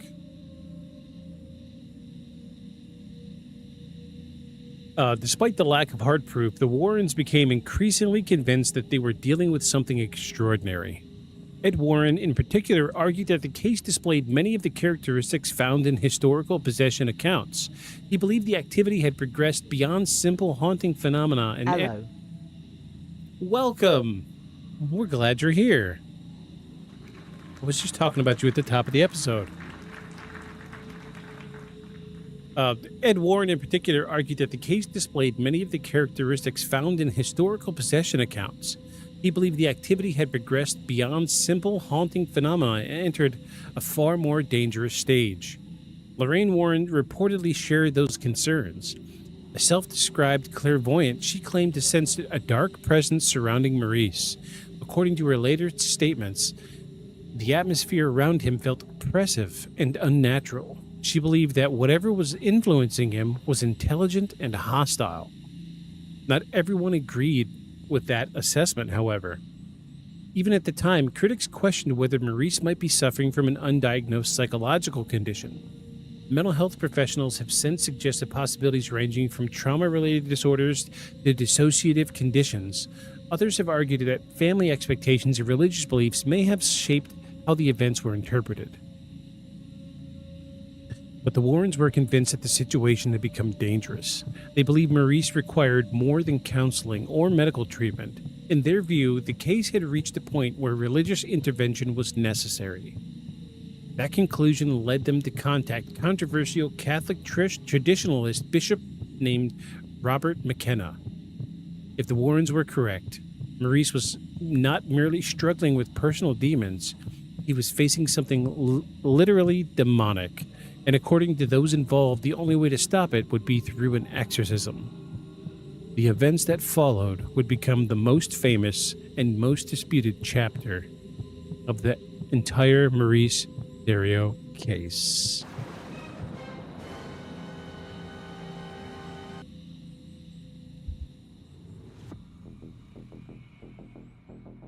Okay, but imagine. I knew you were going to have something to say. I knew it. Imagine you are experiencing a mental health crisis. Yeah. And I'm not saying, that this is just my opinion, right? Mhm. So like other people are going to have different opinions about what's going on with Maurice Thériault. But imagine you were experiencing a mental health crisis and you don't know what's going on, right? But Ed and Lorraine Warren walk in with no medical experience at all whatsoever. Ghost. And Ghost. Lorraine Warren. Clearly a ghost. At first, Ed Warren's like, yeah, there's something up here. And then Lorraine Warren's like, totally. Like, you're not expecting her to disagree, right? And she's, well, definitely demonic. Let's call in our Catholic traditionalist bishop friend to handle this. Like, Controversial priest at that. yeah, and so I just and we didn't really go into what makes him controversial, but I'm sure there are all kinds of things that do. If he's It's, labeled as that. Exorcism related. Okay. Yeah. Yeah. I mean, Red flag, sure. so with all of this in mind, right? Like, obviously, Maurice is not in the mental state to say, yeah, this is a little sus, right? And he's looking for a solution, and this, even today in 2026, medical practitioners are not always the best at Right. diagnosing and finding solutions to your problem. So he's reaching for whatever he can to get an answer so that he can be okay and be okay for his family and have some type of quality of life. And all he's able to grab onto is Ed and Lorraine Warren, and that makes me so sad for him. But that's because of my opinions related to this. But anyway. No, I understand. So usually Act 4 is like the counter argument. However, Act 4 is about the exorcism. We might actually... Do we want to stop in the middle when we get to the exorcism part and watch the video? Or do we want to do it before or do it after? I think we do it after, because what if we tell them about it first and then we just let them see it? Okay. Yeah. Because if they see it first, then Let me... they won't have the context. I'm going to pull up this video. I'm going to mute it right quick. Oh, it's already muted.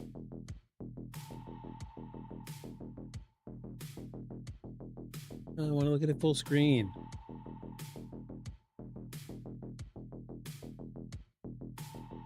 Yeah, that might not be the best video.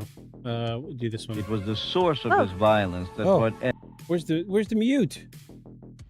The mute is missing. Oh, it's at the top.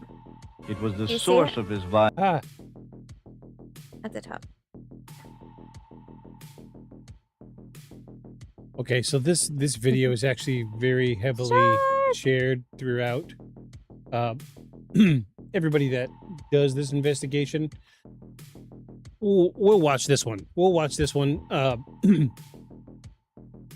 Nice little cherry on top for this video is we actually have interviews with Ed and Lorraine Warren, Okay. which is kind of a rare thing. I mean, as popular as the Enfield poltergeist case was, we didn't actually have an interview with Ed and Lorraine Warren about it because I think they kind of knew that it was bullshit. But this was the big one because this was, as far as we know, the first case of demonic possession and exorcism that was recorded on film. Ah, okay. So we'll get to that when we get to that point. Okay. So Okay. are you ready to dive into Act 4 so we I can am watch this ready. video? I am ready. Welcome, Mecca. I'm glad you're here. Welcome, Aliyah. Or Aaliyah. Aliyah. Welcome in. We're about to dive into Act 4. Act 4 of Act 5, or 5 acts of the possession of Maurice Thériault, Yeah. which is allegedly a case of horrible demonic possession. So far, we've seen knowledge of the unknown. We have not seen superhuman strength, but we have seen, which you'll see in the video, there is some aversion to religious artifacts here. But he's getting messages scratched into his back. Major mood swings. Am I missing anything? I think that's, yeah. For memory loss. Memory loss, yeah. So he, for the lack of a better word, he's blacking out, and something else is driving. Right. But we're about to get into Act 4, where we're going to talk about the exorcism. Are you ready? I'm ready. All right, girl, you got it. All right. This is Act 4. Act 4, the exorcism. By the time Bishop Robert McKenna became involved, those closest to Maurice Thériault believed the situation had reached a breaking point. The Warrens were convinced that the strange behavior, unexplained markings, blackouts, and personality changes pointed towards demonic possession. Family members were exhausted and frightened. Whatever the true cause of events, everyone involved seemed to agree on one thing: something had to be done. Robert McKenna was not an ordinary parish priest. He was a traditionalist Catholic bishop known for his strong belief in the reality of demonic activity. Unlike many clergy members who have approached possession claims with caution, McKenna was willing to consider the possibility that some cases genuinely involved supernatural forces. That willingness made him a natural choice for the Warrens. Before any formal rite could take place, Maurice was reportedly observed and interviewed. According to those involved, the purpose was to determine whether the behavior could be explained by ordinary causes. The Catholic Church has historically required extensive evaluation before approving an exorcism, though exactly how much investigation occurred in Maurice's case remains as a matter of debate. But eventually McKenna agreed to perform the rite. What happened next depends largely on whose account you believe. According to the Warrens and others present, Maurice's behavior changed dramatically once the religious proceedings began. Witnesses described him becoming agitated, hostile, and increasingly resistant to prayers. Some claimed he reacted strongly to religious objects and sacred text. These reactions were interpreted by believers as evidence that something within him was opposing the ritual. One of the most famous pieces of evidence associated with the case comes from video footage recorded during the exorcism. Clips from the recording have circulated for years within paranormal documentaries and television specials. In the footage, Maurice appears visibly distressed as prayers are recited around him. His expressions shift repeatedly, and at times he seems overwhelmed by emotion. Supporters of the possession theory argue that the footage captures a genuine spiritual battle unfolding in real time. Skeptics point out the video is brief, heavily dependent on interpretation, and does not provide clear evidence of anything supernatural. Like much of the Maurice Thériault case, the footage tends to reinforce whatever conclusion a viewer already holds.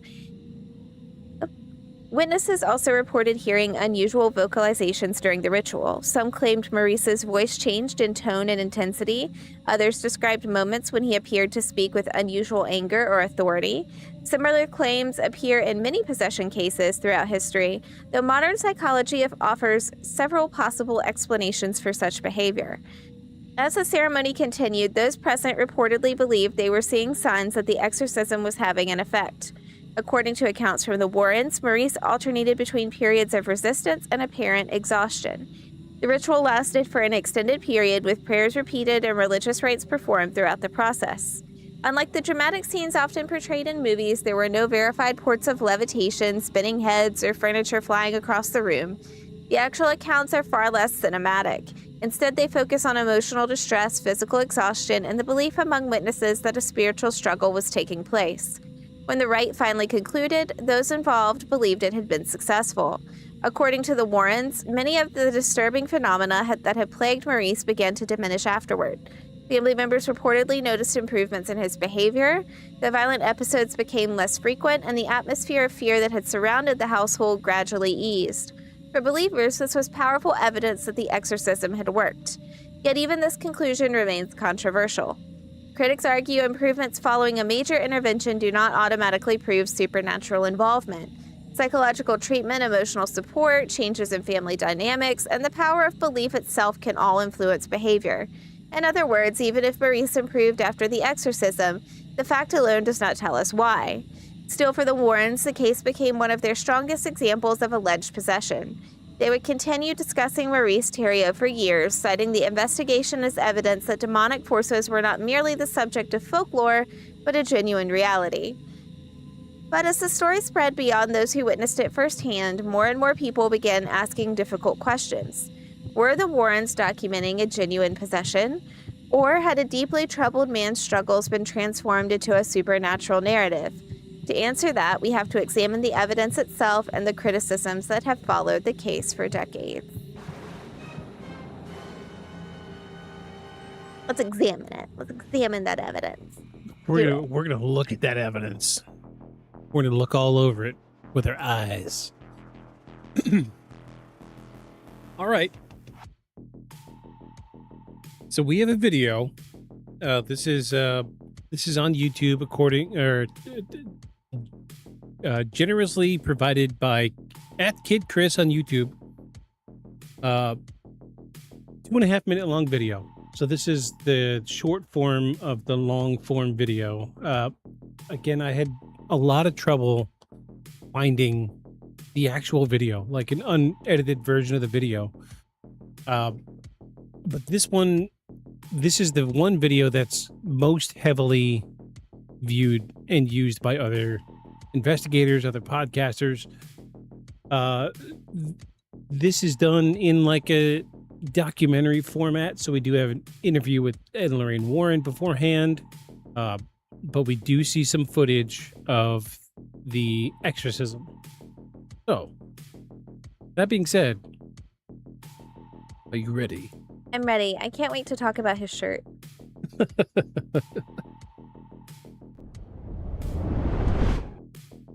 Oh, I don't have the... Yep. See, I knew we were going to run into something. Hold on here. Hold on, folks.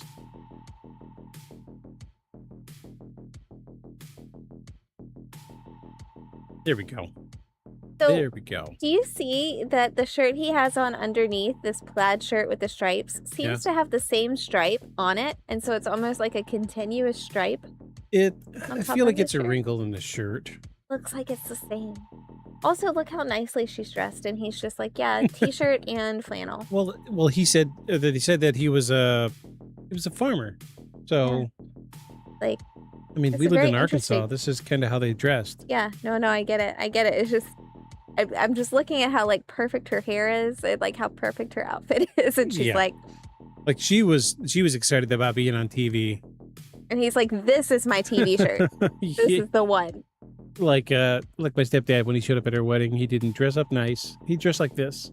Yeah, I don't even remember what he had on. He wore something similar to this, not plaid though.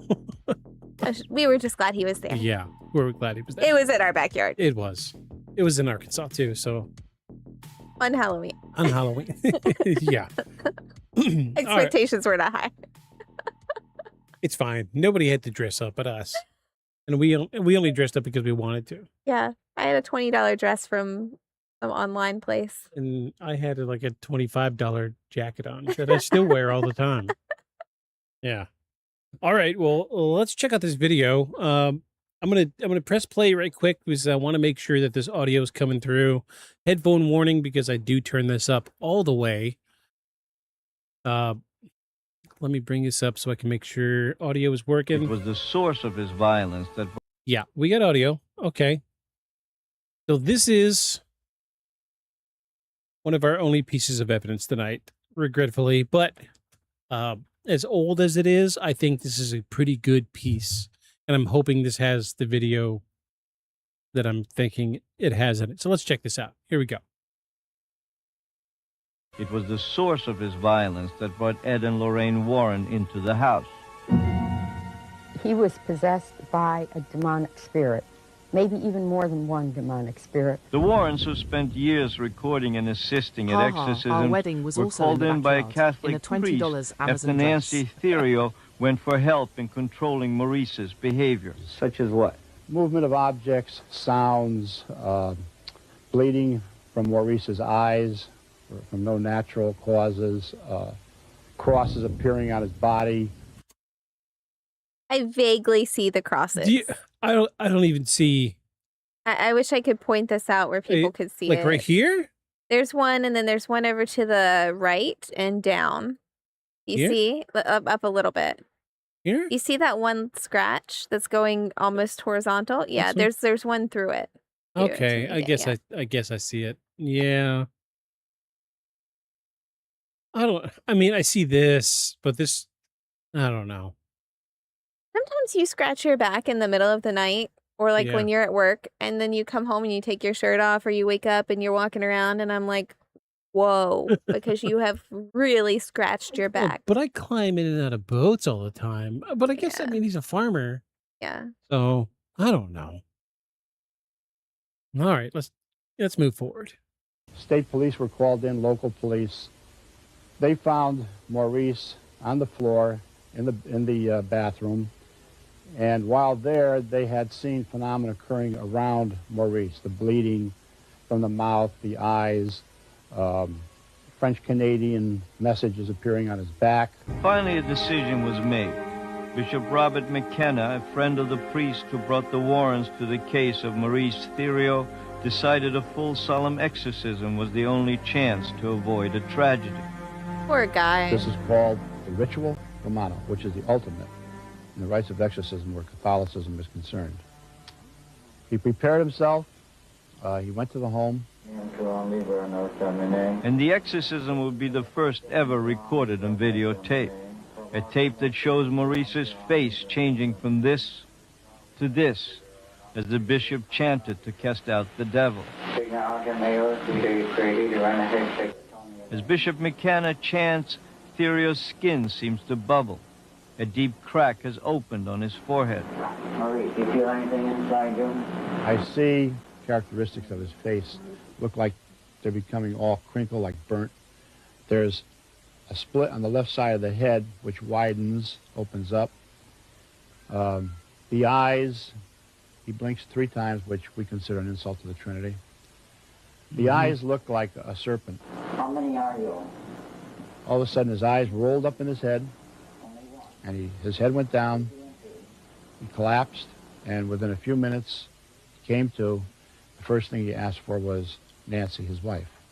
This exorcism took place on the day after Easter 1985, and for several years, Maurice Thériault seemed to become normal again. It was the source. Okay, so I have to pause for a second. Sure. I did not realize she was walking in with Maurice. I'd forgotten what Ed Warren looked like. I thought that was like they were. So Yeah. you're like, oh, he's a farmer, and I'm like, no, he wasn't. But sure, I'll just go with that. So I feel okay. So now I feel bad, but anyway, neither here nor there. This poor guy. I don't know that we're looking at something purely psychological here. His reaction seems a little strange to me.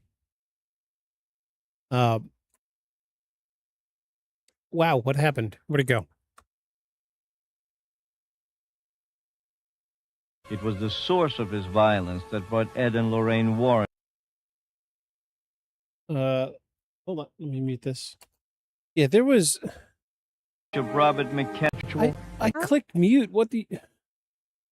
Like this reaction here doesn't seem entirely like something like a grown adult would do. Yeah.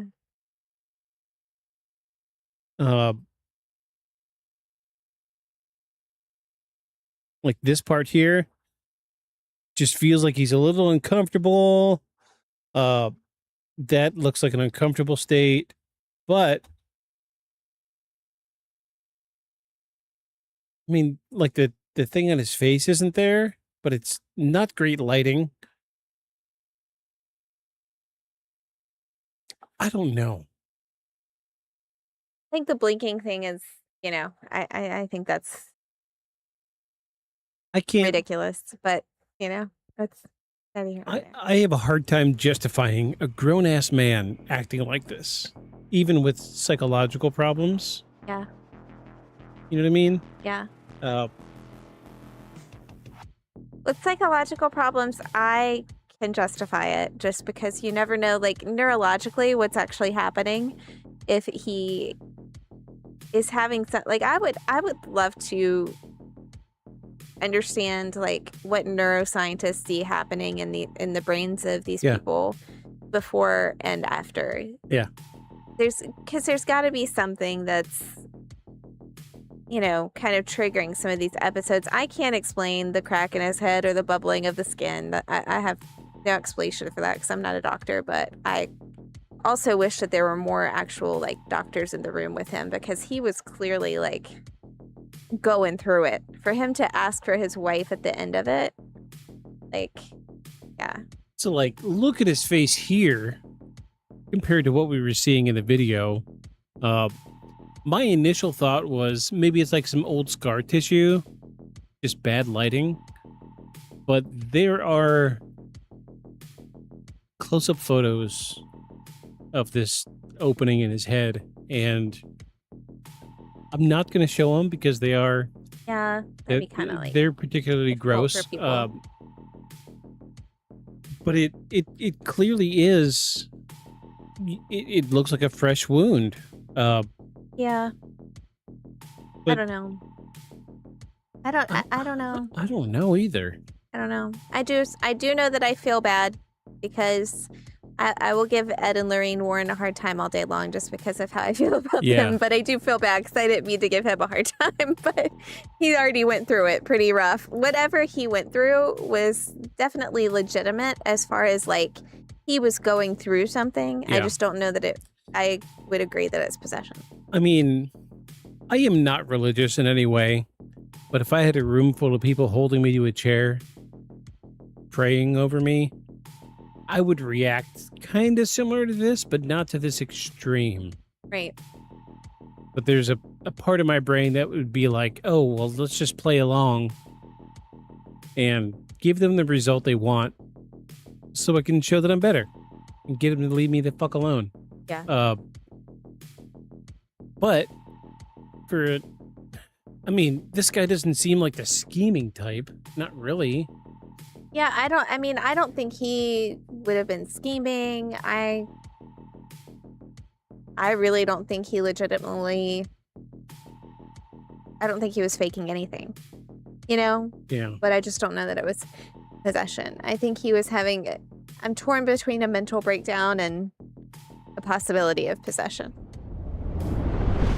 Which is okay. We can live with that for now. Yeah. For now. Because like I am a religious person. I do have that background, and so it's really tough for me because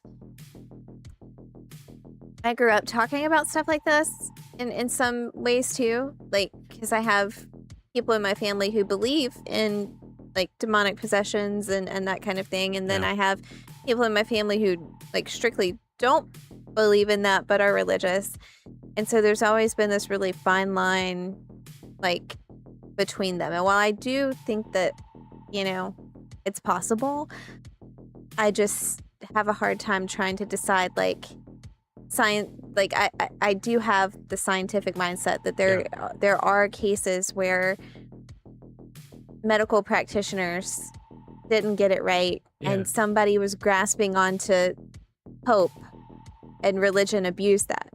Because even though I do have those religious beliefs, I do also see the way religion has abused groups of people, including people who are poverty impacted and like notoriously have less resources available to them. Yeah. And so that makes it really tough to kind of like reconcile what's happening here. Right. Okay. Food for thought. I'll take it. I can't believe I forgot what Ed and Lorraine Warren looked like. Bouffant hair. That's all I'm going to say. I know. Okay, well, you ready to get into Act 5 and wrap this thing up? Yeah, let's do it. All right. Do it. Let's freaking do it. All right, everybody, Act 5. Final act, Act 5. Demon disorder or deception.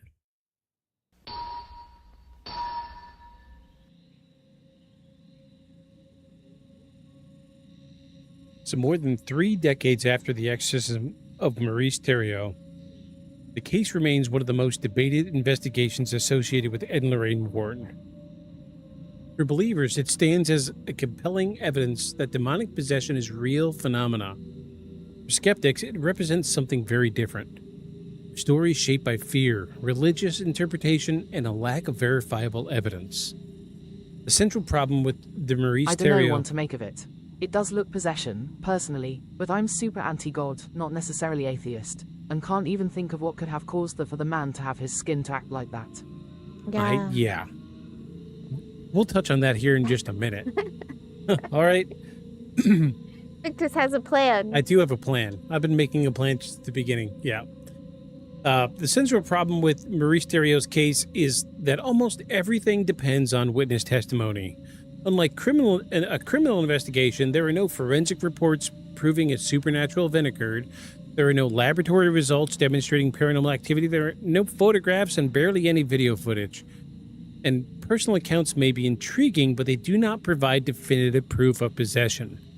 As a result, much of this case comes down to whether you trust the people telling you the story. Supporters point to several aspects they believe are difficult to explain. The reported personality changes, memory lapses, unexplained markings, and apparent involvement following the exorcism all suggest, in their view, that something extraordinary was taking place. They argue that multiple witnesses observed similar events over an extended period, making simple fabrication unlikely, but they also point to the photographs showing words and symbols appearing on Maurice's body. To believers, these images represent physical evidence that cannot be easily dismissed. Combined with the testimony of family members, clergy, and the Warrens themselves, supporters see a pattern consistent with historical possession cases reported throughout the world. Skeptics, however, approach the evidence very differently. Mental health professionals have suggested that many of Maurice's supported symptoms could potentially be explained through psychological conditions rather than supernatural forces. Memory loss, changes in behavior, emotional instability, and dissociative episodes are all documented features of various mental health disorders. Childhood trauma, which reportedly played a significant role in Maurice's life, can also have a profound, long-term effect on the personality and behavior. Another criticism involves the physical markings themselves. While the photographs are real, critics argue that the photographs only document the existence of the marks, not how they appeared. And without continuous observation under controlled conditions, there is no reliable way to determine whether these markings were paranormal in origin. Self-inflicted injuries, unconscious scratching, skin conditions, or other explanations cannot be ruled out. Then there's the issue of the Warrens. No discussion of Maurice Thériault can avoid the broader controversy surrounding Ed and Lorraine Warren. Throughout their careers, the couple investigated some of the most famous paranormal cases in American history. They also attract significant criticism from journalists, researchers, scientists, and skeptics who question their methods and conclusions. And Hazel. Yeah.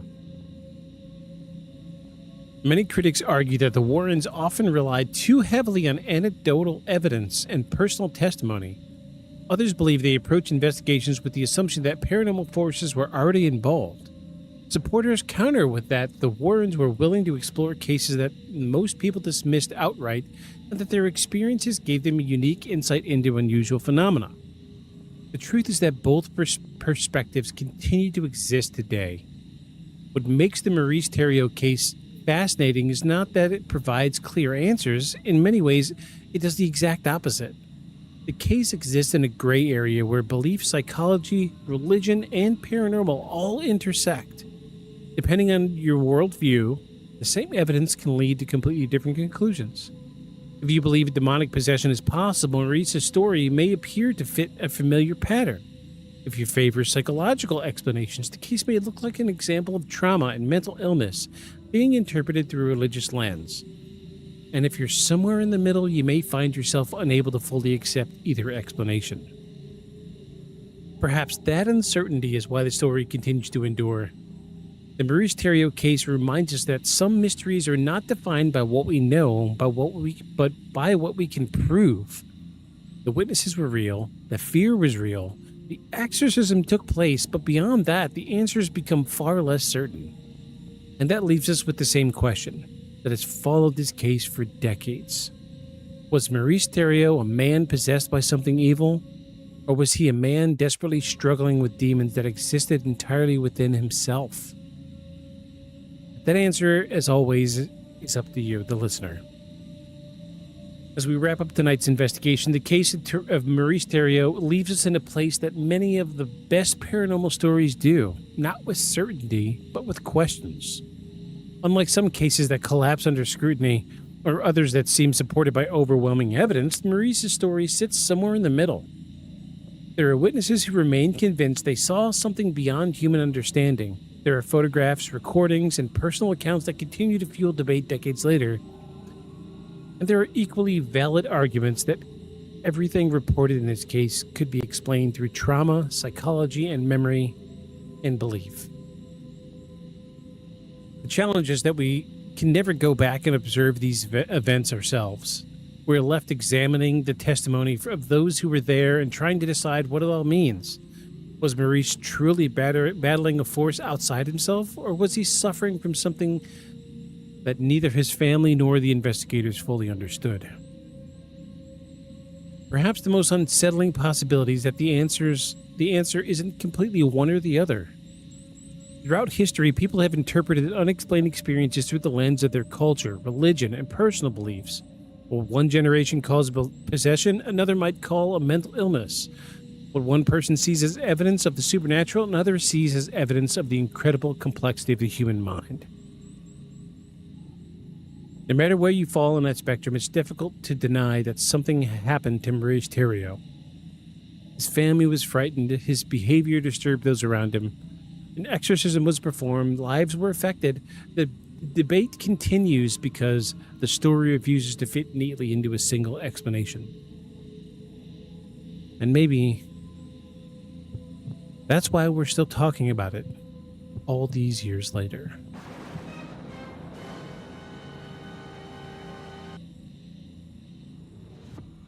So we've done it. We've heard the evidence. We've heard the testimony. We've seen video. Some okay photographs. You saw the crosses, I didn't. Now's your chance, everybody. Sound off. 25 points in chat. You can say whether it's really paranormal or not paranormal. Hazel, what are you thinking? I think I know where you're going to lean, but well, let's hear it. I mean, I think I'm right in the middle. Just like we talked about in Act 5, and I think a lot of people would be right in the middle. I just feel so bad for this man. I feel like, you know how at one point earlier in the show you talked about how when people have that trauma, that like demonic possession is a little bit easier to happen to them because there's like a crack in the... Yeah. I think the same is true for like abuses of the church when it comes to mental health conditions and certain like social classes. Mm-hmm. I think that it becomes like, I think those situations make it to where in these stories that the churches might take advantage of those situations a little bit more. And did take advantage of those situations more. And so it's really difficult to separate that mentally for me from this equation. And to also separate the fact that I know historically, you know, just people from the lower and lower middle class social classes have a harder time getting appropriate health care for the things that are happening to them. Yeah. And so I have a hard time with it. Like, I think if there is demonic possession, this could be a case of it. Sure. But also things that came from Ed and Lorraine Warren, I have a harder time with justifying like the accuracy and legitimacy of the things that they said and reported on. And that's not to say that they weren't true, and there's some probably Ed and Lorraine Warren fans out there who would totally disagree with me. Mm-hmm. That's just where I kind of stand on it. So I think that's why I'm so stuck in the middle. Like I can't say one way or the other. I'm gonna say, don't know. Okay. So we got one vote for undecided. I'm actually with you on this one. Oh. Yeah, I know, right? So usually I'm the guy that's going to jump straight to, oh, this is absolutely paranormal. However, I need more evidence. There was all this talk about photos of the scratches on his back. And I had a hell of a time finding anything. Yeah. It took me 2 hours to find the video last night. Yeah.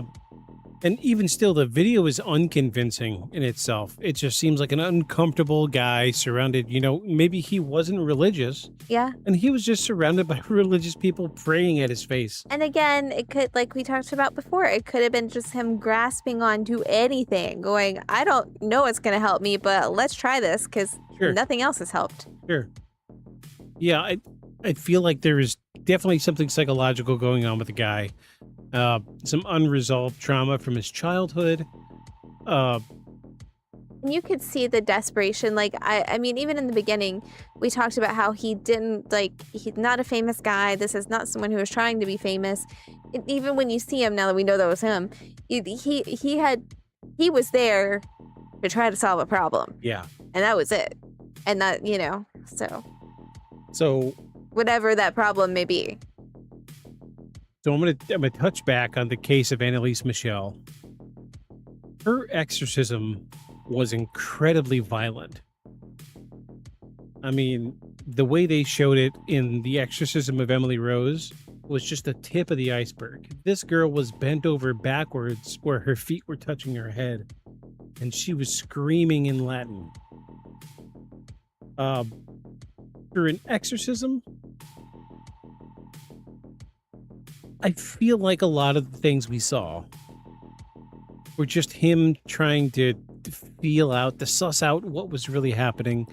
How can I manifest what I'm feeling so we can get past this and move on? I think that's what we were dealing with. Yeah. The video is interesting. The pictures I saw last night of this gash in his head are also interesting. Did Speech Chat take a shit? Oh, no, I'm sorry. That's an old message from Shark. I'm not sure how I feel about it. In an age, even though this was the 80s, this guy was bleeding from the eyes. Nobody thought to take a picture. Yeah. This guy had multiple messages scratched on his back. Nobody thought to take a picture. They thought they'd do a video of the exorcism, but not of any of the injuries. I mean, dude could get up in which that was in the 90s, but dude could get up in that attic and get that camera yanked out of his hand in that one episode. Wait, yeah, hold on. Where's the audio? Where'd it go? Oh, no. Oh, here it is. Yeah. Yeah. We have, not even 10 years later, we have video and photos of a guy getting snagged by a ghost by the neck. Yeah. And the cameras have been around for a very long time.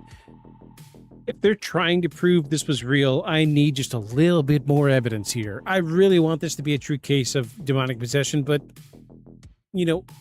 I think in a nutshell, what we're looking at is a guy who may or may not have some diminished mental capacity. Mm-hmm. And speaking from a perspective that dealt with some childhood trauma, for a very long time, I stayed in that mindset from when I collected my childhood trauma. Yeah. I get it. Maybe he wasn't developed past the point of that childhood trauma. And that's why his reactions were the same. My my train of thought goes to this video where a guy gives... Okay, so we know what Zyn is. You know what Zyn is? Mm-hmm. The nicotine pouches you put in your lip? Yeah. So there is a version of Zyn that just has caffeine. Oh. No nicotine. And a guy gave some middle school kids some nicotine Zyn, or not nicotine Zyn, caffeine Zyn. Yeah. And they were acting like they were tweaking because they thought they had nicotine. and like one of the kids like pulls up his glasses and he's like rolling his eyes. Hold on, I'm gonna see if I can find it. Oh my gosh. I'm gonna see if I can find it. Because I say this because this is the reaction I'm seeing. This is what it feels like to me. Shirley. I was trying to say hello, but Here it is. Here it is.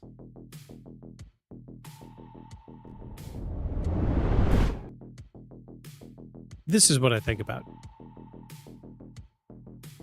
Just gave them caffeine zins and they think they were tweaking. Yeah. Like they thought they were doing some shit.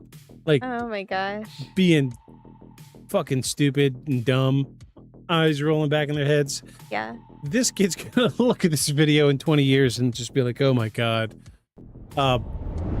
This is what I'm thinking about. Maybe this guy had a diminished mental capacity and this is the only way he knew how to deal with his childhood trauma was they're giving me an exorcism. I'm going to play along. I'm going to roll my eyes back in my head. Yeah, I don't even know if it was that. I don't know. Wondering if there's like some adjacent or overlapping thing with, multiple personality disorder or schizophrenia that this guy might have experienced at some point in his... So, I'm going to do something I usually don't do. And I'm going to say not paranormal to your undecided. What? So we have a tie. One undecided, one not paranormal. Anybody in chat... Come on and say it. We need a tiebreaker. Oh, give Victus a win this time. For once, I'm actually saying not paranormal. Yeah, anybody in chat, go ahead and sound off. Olive oil's down here. Come over here and I'll pick you up, cat.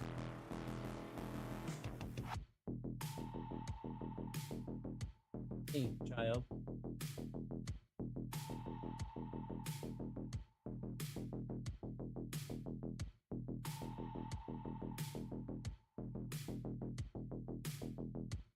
Get her. Get her. Your tiny little T-Rex arms.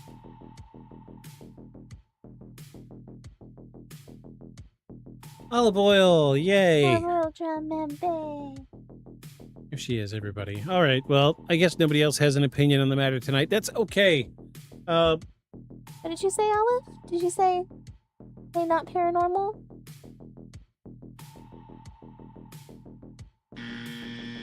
All right. I think we can both agree that this is at the very least not paranormal.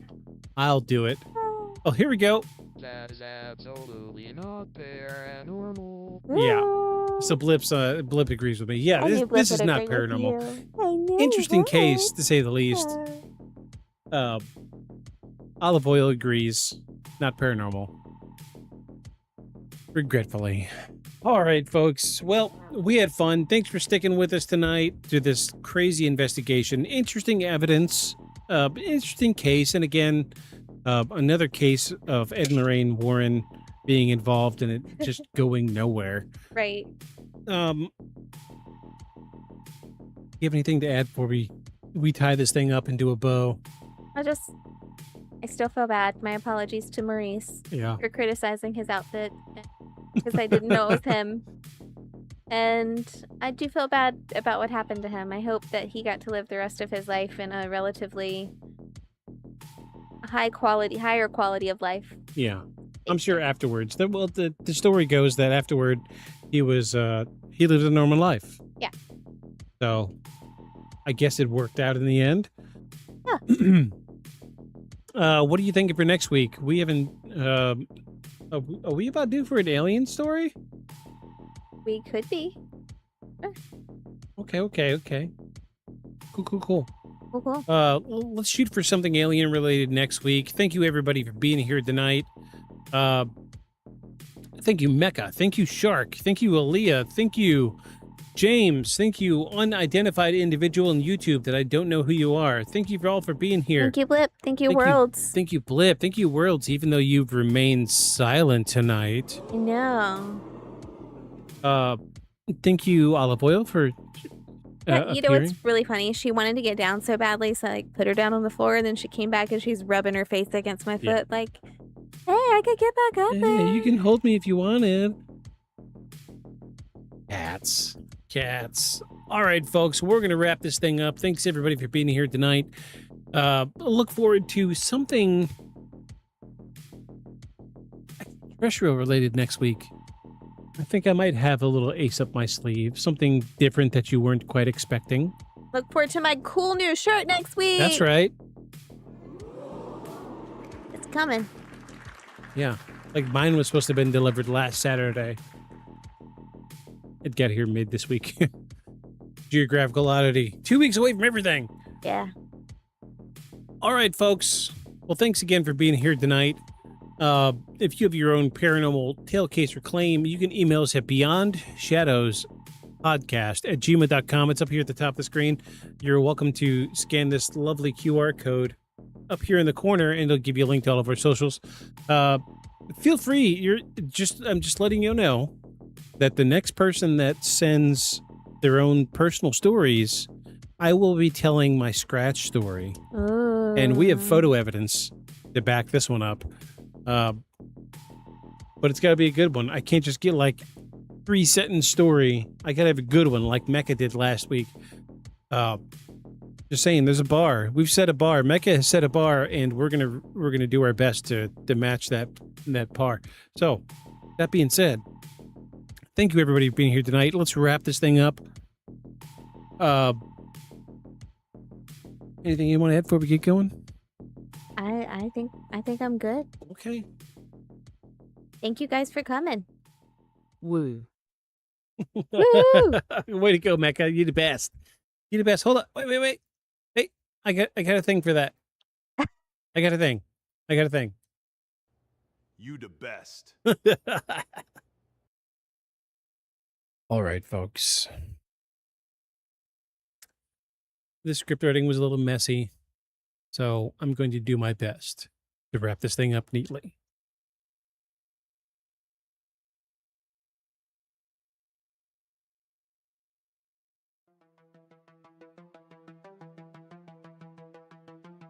Well, thank you for joining us for this week's investigation. We'd love to hear what you think. Was Maurice Thériault genuinely possessed, or was this a misunderstood psychological case, or do you think the truth lies somewhere in between?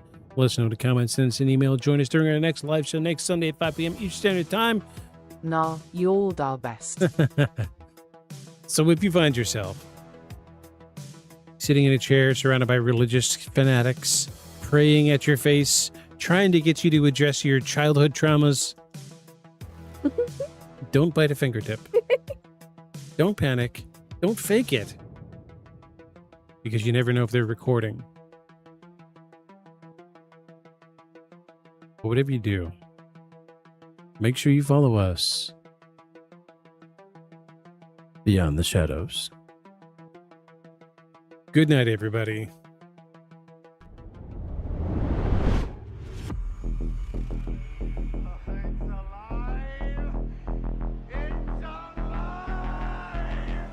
Creature like that. How would it ever die? And this monster starts running right at me. Annihilated by nuclear bombs. Beast is not dead. I put 4 bullets into him. Why, you're crazy. But I saw that monster too. All I want is for someone to believe me. Contaminated. Face. It's horrible. Look like it would scare you to death. All right, let's get to work.